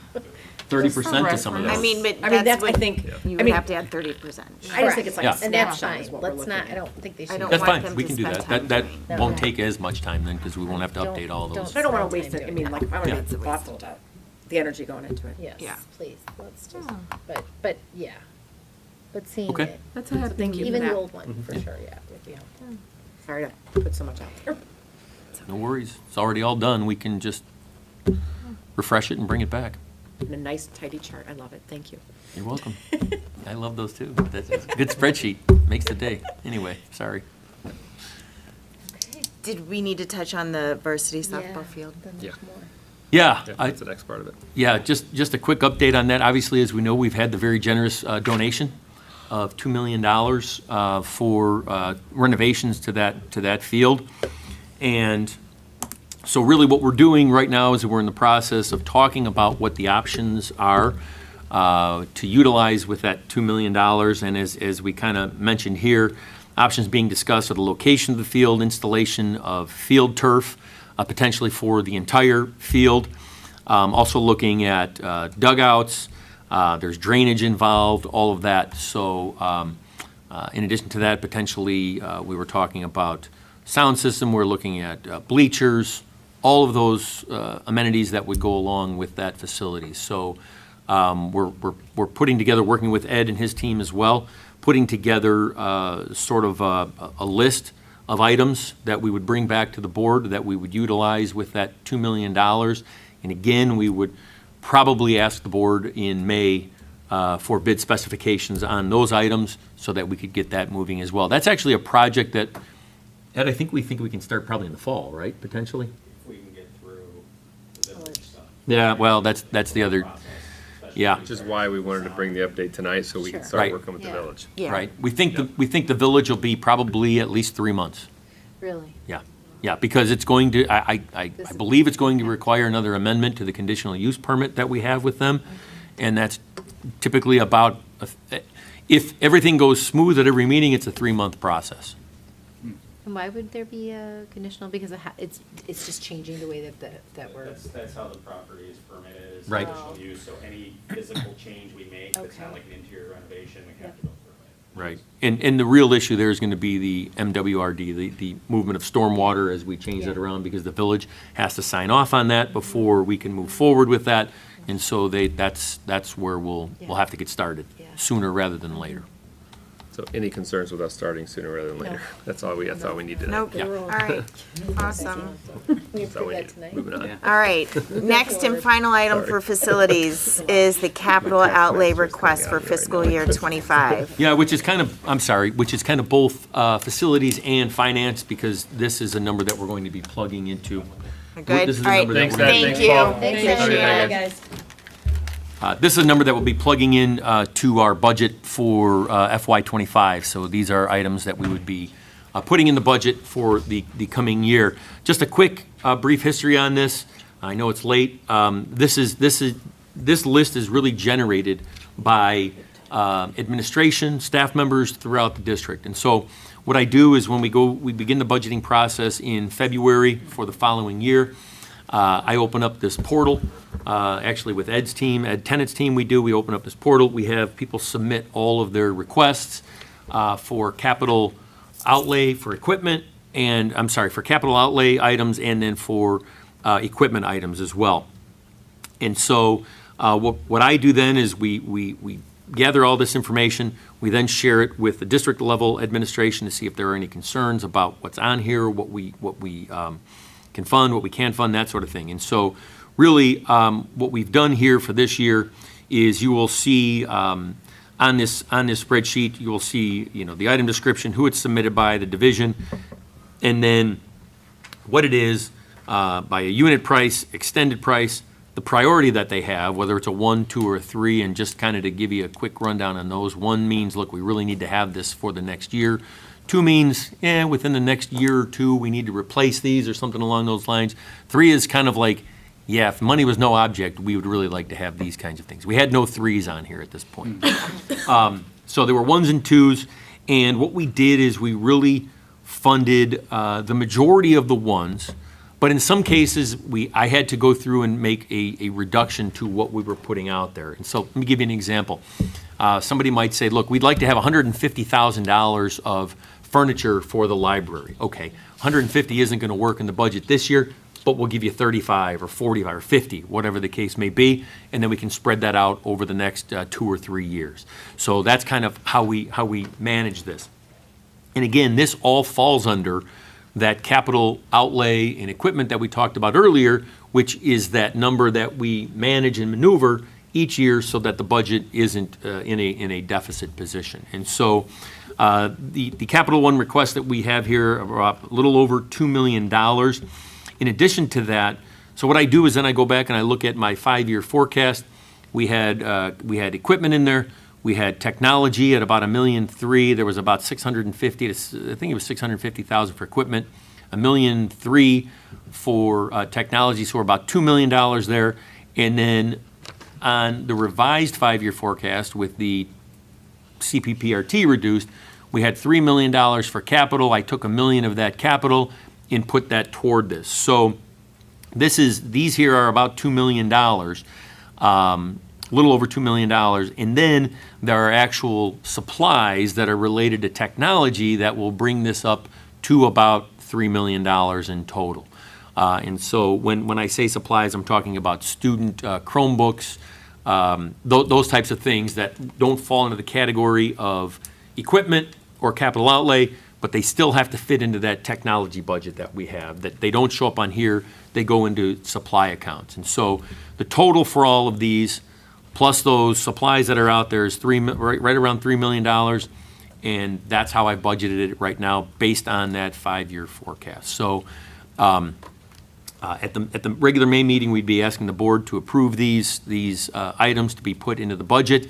Of course, there's still some uncertainty in terms of what the budget looks like. We could eventually go back and add more if we had that opportunity to do so based on those budgeted numbers. We also, if something came in that was a lot less than we thought, we might have to adjust these down as well. But initially, this is what we're asking the board to approve. And any of those changes, of course, we would come back to the board and let you know. There's a lot of information on this page as well and a lot of items here. So be happy to answer any questions. I guess my only comment, Brian, it is a huge, long spreadsheet, and yeah, I would like to see more totals, more subtotals, just in a grand total at the end. Yeah, so what I will do when I bring this back in at the next meeting is I'll break it down by category, by division essentially. Okay. And then I will have, there's about a 5-year history there that looks at what we purchased for those groups for the last 5 years. And then I'll have a budgeted number for this year, what the projection is for next year. And so we'll have that broken down. So those subtotals will kind of come out by division. which is what we typically have that. At this first meeting, I usually don't put that together. I want to see if there's any, thoughts. If not, then I move that forward and I'll put that spreadsheet together as well. Just a quick question about the intercom system. That's obviously a big, heavy cost. Are we concerned about safety or any issues with that, or? Because that's not making the list, correct? Well, there were really two options on the list. There was one that was a full replacement on line 11 and 12, which were, let's call it $1,150,000, whatever, in that ballpark, right? So we think that on lines 13 and 14, initially, we can probably kind of upgrade with what we have here for obviously much less of a cost. And I know, Ed, are you still here? Ed, you can kind of talk a little bit to that, potentially, the upgrades in the PA system versus the full replacement. And I know, Jen, you might have some thoughts on that as well. Yeah, so the gateway option, as it was identified, is really a replacement of all the head-end equipment, all the controllers, all the channel splits, all of that sort of stuff. And it reutilizes the existing room speakers and cabling and call buttons where those are in good shape.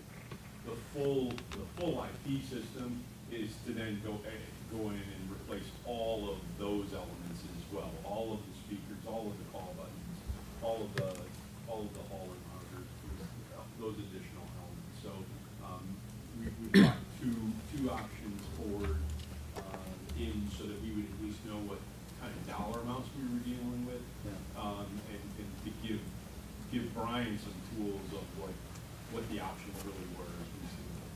This will give us a head start to do the second part of that if we come up with the funds? Yes. Okay. Yeah.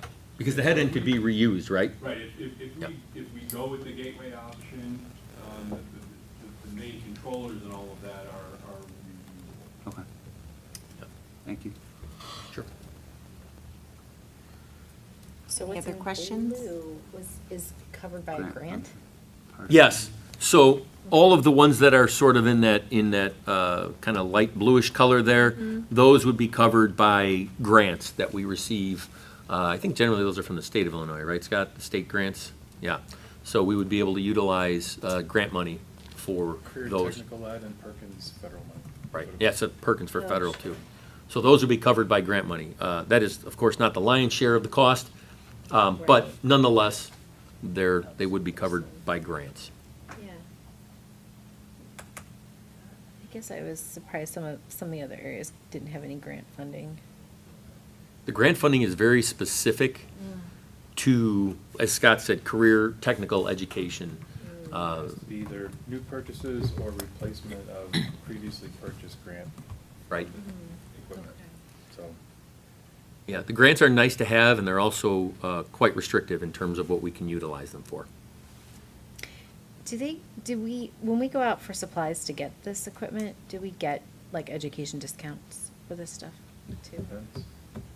I mean, some of the, like our television equipment is 4K television equipment, so Yeah. there's really no deals. Right. No. Although we have good partnerships with our television equipment supplier, and they actually do, Okay, they will. they're not like educator discounts, but we've used their equipment a lot, and they've used us in promotional materials, so.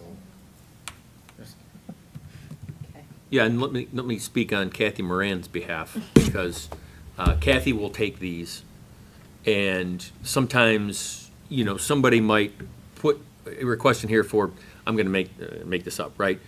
Teacher chairs, right? And they may have chairs in here that are listed at $300, and Kathy will go and find the same chair for $200. That sort of thing, because she does that. She does an excellent job at it. Yeah, I So appreciate she that. she makes sure that That's great. we're getting the best pricing on those, and that's Yeah. whether that's from some sort of a warehousing facility, from Amazon, whatever the case may She's be. very She creative generally and knows. resourceful. Yeah. She generally knows where we can find the cheapest I appreciate that. pricing. a Yeah, lot, 'cause yeah, she does a there great are- job with that. I like a good deal. Yeah. You can get one, and there are definitely creative options and more than one way to get to something, and that you Yeah. need, so, thank you. There are many times Thanks, Kathy. she lets the rest of the district know Yes. that this can be bought cheaper some other location. Go, Kathy. Let me put it that way. Without sacrificing quality. Right, yeah, it's not that. It's the same, it's Right. just a different brand, you're not gonna get the brand name. So Yeah. this will come back. This will come back too. So, yeah, so this would come back in May. We would ask the board to approve these. And then again, like I said, if we had to make any changes in the future, we'd let the board know, because we're still early in that budgeting process yet for next year. But nonetheless, we still want to get these out there, because there's plenty of items on here that we're going to have to order no matter what. When we talk about replacement furniture for the classrooms, that sort of thing, we need to get those out there. And really, we talk about lead times. The lead times on these things have also grown since the pandemic. So we want to get those out there as quickly as we can, the purchase orders. That's good. Thank you. Thank you, Pam. Sure, you're welcome, thank you. All right, and then one more item that's finance-related, and that is the amended budget update. Yes, thanks. I'm not going to spend a lot of time on this tonight because I've made no changes since we last looked at it. And again, we're amending the budget because of the bond sale and because of the bond projects at this juncture. Over the next week and a half, I'm still looking at the building and grounds fund, and I may make a few changes there. I'm going to take a look at that as we get closer, because we want to adopt this at the regular May meeting. But this was just a quick update to say that we've had no expenses. I know it's been a month since we've seen this, but again, the revenue, the expense, and then the transfers, all part of the bond sale and part of the bond projects, the expense related to those, that has all been accounted for in here. And again, as you may recall, we did have a transfer, a resolution to authorize the transfer. I think that was January, February, I think, if I remember correctly. So that is all done. We just need to actually reflect it in the budget. And of course, any changes I make to any of the other operating expenses, I'll bring those back to the board here in a couple of weeks, and we'll talk about those and then adopt that final amended budget. Really? Like, really, that's all? That's it. Like that? Yeah, because we've already looked at this and nothing has changed All since right. the April committee of the whole meeting. At this point, again, if something changes, I will make sure that the board knows. All right, thank you. Thank you. All right, So much. Ed, Human right. Resources. We do have two items for consideration tonight. One is the 2024 summer extended contracts, and the other are stipend committee recommendations. On page 134 of the board materials is the recommendation for the 2024 summer extended contracts. This is similar to the recommendation that Mr. Eggerding puts forward in terms of summer workshops. However, these are not tied to any particular workshop or curricular area, but more towards student support services through our student services department for counselors, college and career coordinator, as well as 504 coordination and our multilingual coordinator, as well as special education and athletics. Every year, we provide a finite number of days to people within those roles to do a couple of things, to finish up work from the end of this school year for counselors. That looks like working with students to make any adjustments to schedules based on completion of courses, or unfortunately, students that don't complete courses that might need to register for summer school or make some changes for the upcoming school year. That also includes 504 coordination, getting things ready, wrapping up this school year and getting ready for the start of this next school year. Same thing with multilingual as well. Special education program coordinators are provided time over the summer to essentially close out existing IEP meetings, IEP plans, and the process to get ready for the start of the school year. Those timelines, those processes don't stop because the summer months have arrived. And then finally, athletics, we work with our assistant athletic director to really begin the process of creating the athletic event schedules for the 24-25 school year, securing officials for those events, finalizing schedules, doing all the inventorying and everything along those lines. The number of days that we are requesting is exactly the same as it has been in years past. And on the final page is an overall summary of what those estimated contract amounts would be. You'll see under the counselor amount that there are 5 additional days for counselors. This is in addition to the 5 days that we are requesting for all counselors. That is In case we have some situations where we have a large influx of students who register or, arrive as new students to the district at times close to the start of the school year, it's nice to have 5 days that can be used discretionarily to bring counselors in to help them register. What we don't want to have happen is a student enrolls in our district and then they have to wait quite some time in order for a counselor to become available, in order for them to start getting classes and begin that process. We estimate that amount based on the lowest dollar amount, so that's why we have that dollar amount of $3,146. And then the rest of the amounts are actually based on individual staff members. It's based on a specific daily rate according to current contract amount, but that is the estimated total that we have for this year should everybody use that. I'm happy to answer any questions that the board might have.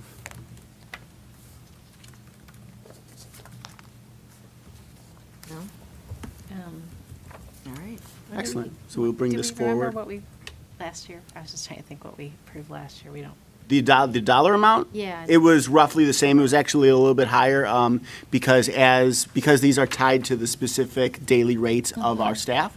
As we have staff that retire and we bring in people who presumably have lower, annual wages, it brings that dollar amount. But it's usually roughly about the same amount, within $1,000 or $2,000, I would say, difference, but generally about the same. Some years, if we don't have a lot of turnover, then that goes up a little bit, but then years when we bring new staff members on, it generally goes down.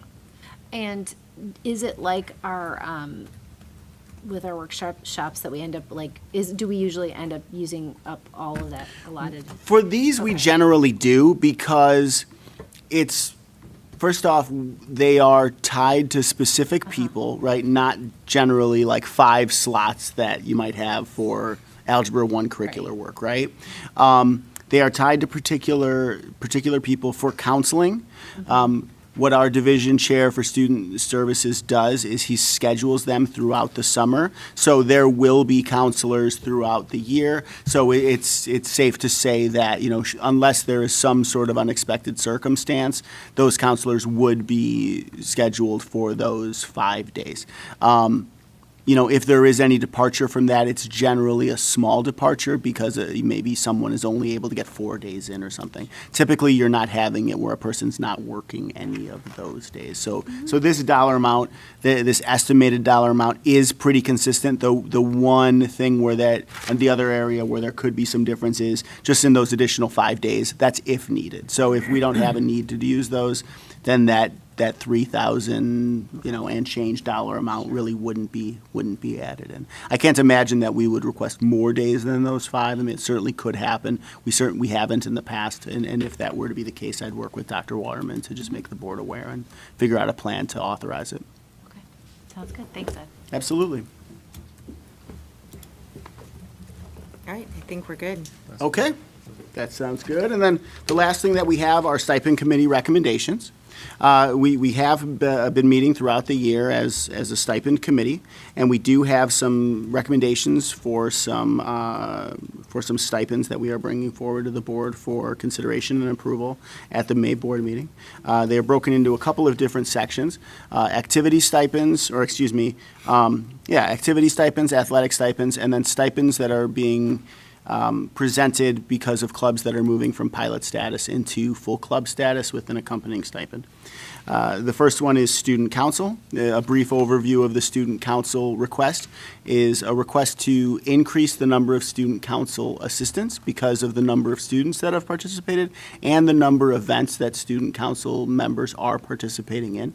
This cost would be offset by the reduction of one of our student council event core or event supervisors, because a new student council assistant would be at all of those events as well. So this person would be able to provide coverage for a lot of different things, but in addition to providing coverage and supervision at student council meetings and those big events as well: prom, homecoming, any sort of winter, spring dance, all of those things as well.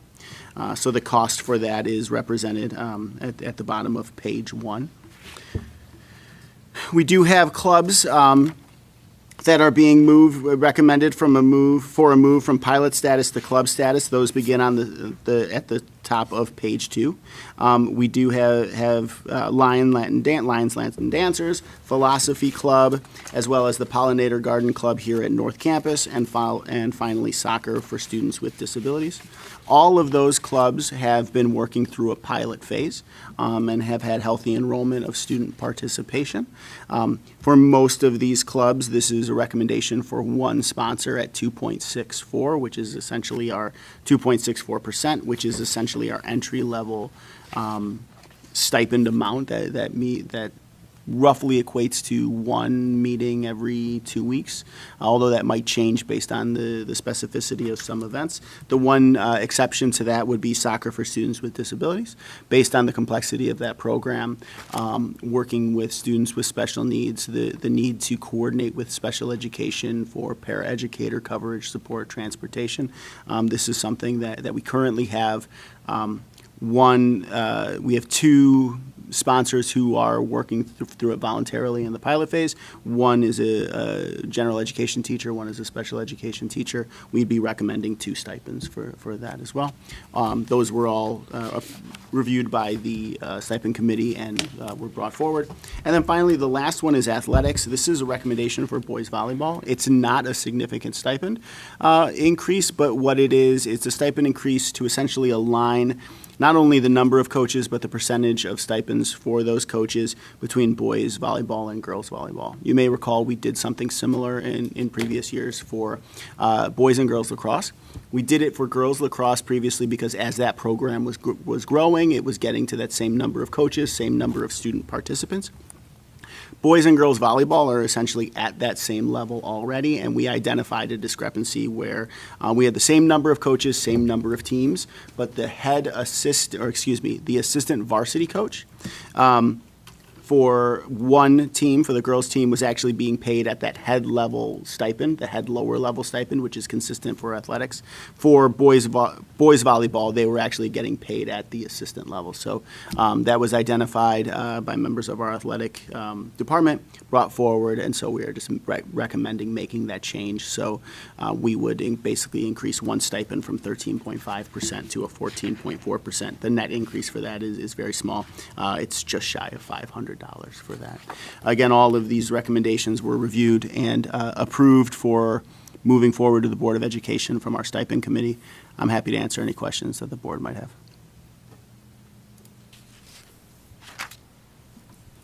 No questions? I just have 2 real quick. Is there participation numbers for the proposed clubs? Is there a minimum number? There isn't. Each club is a little bit unique. So there isn't anything that's set that says it has to be, 30 students or, higher every time. It's kind of based on the individual, not needs of the individual club. Kind of what is going on in those clubs, right? Lyons Latin Dancers was something that originally started small because of, it was a brand new club that has certainly grown, so we have seen that population grown. But we would probably have more students who would be participating in that than we might in that Pollinator Garden Club, right? So we don't tie moving forward based on any particular number, but consistency in students who participate. One thing we always see is you might have a lot of students who might sign up for a roster based on going to the activity fair, but how many students are actually participating? If we see a huge drop-off, maybe 100 students sign up but only 10 show up for meetings, that's an indication that there may be some student participation concerns, right?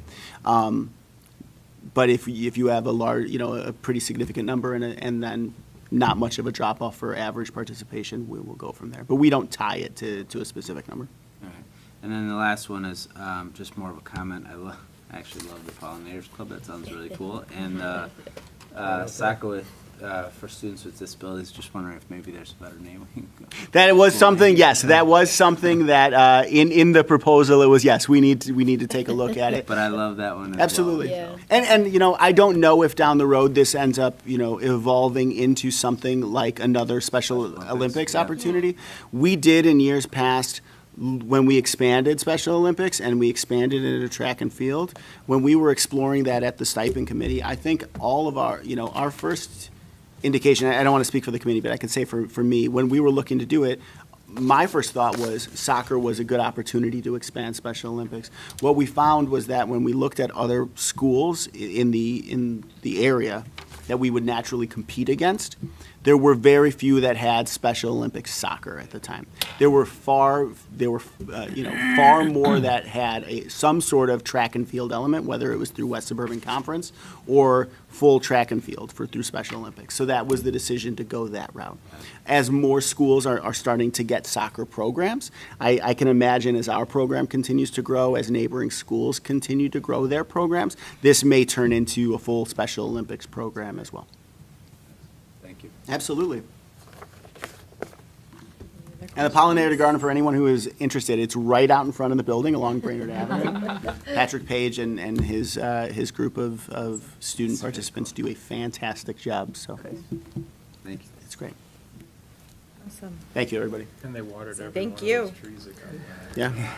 Yeah, it started with donations from the Morton Arboretum, and it has only grown, so. Yeah, there you go. Thank you.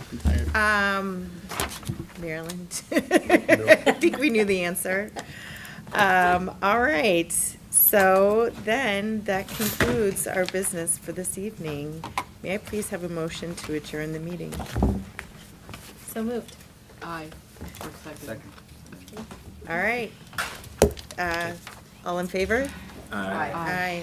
All right, meeting is adjourned. Thank you, everybody. Thanks, everyone. Really appreciate it. Thanks for your vote.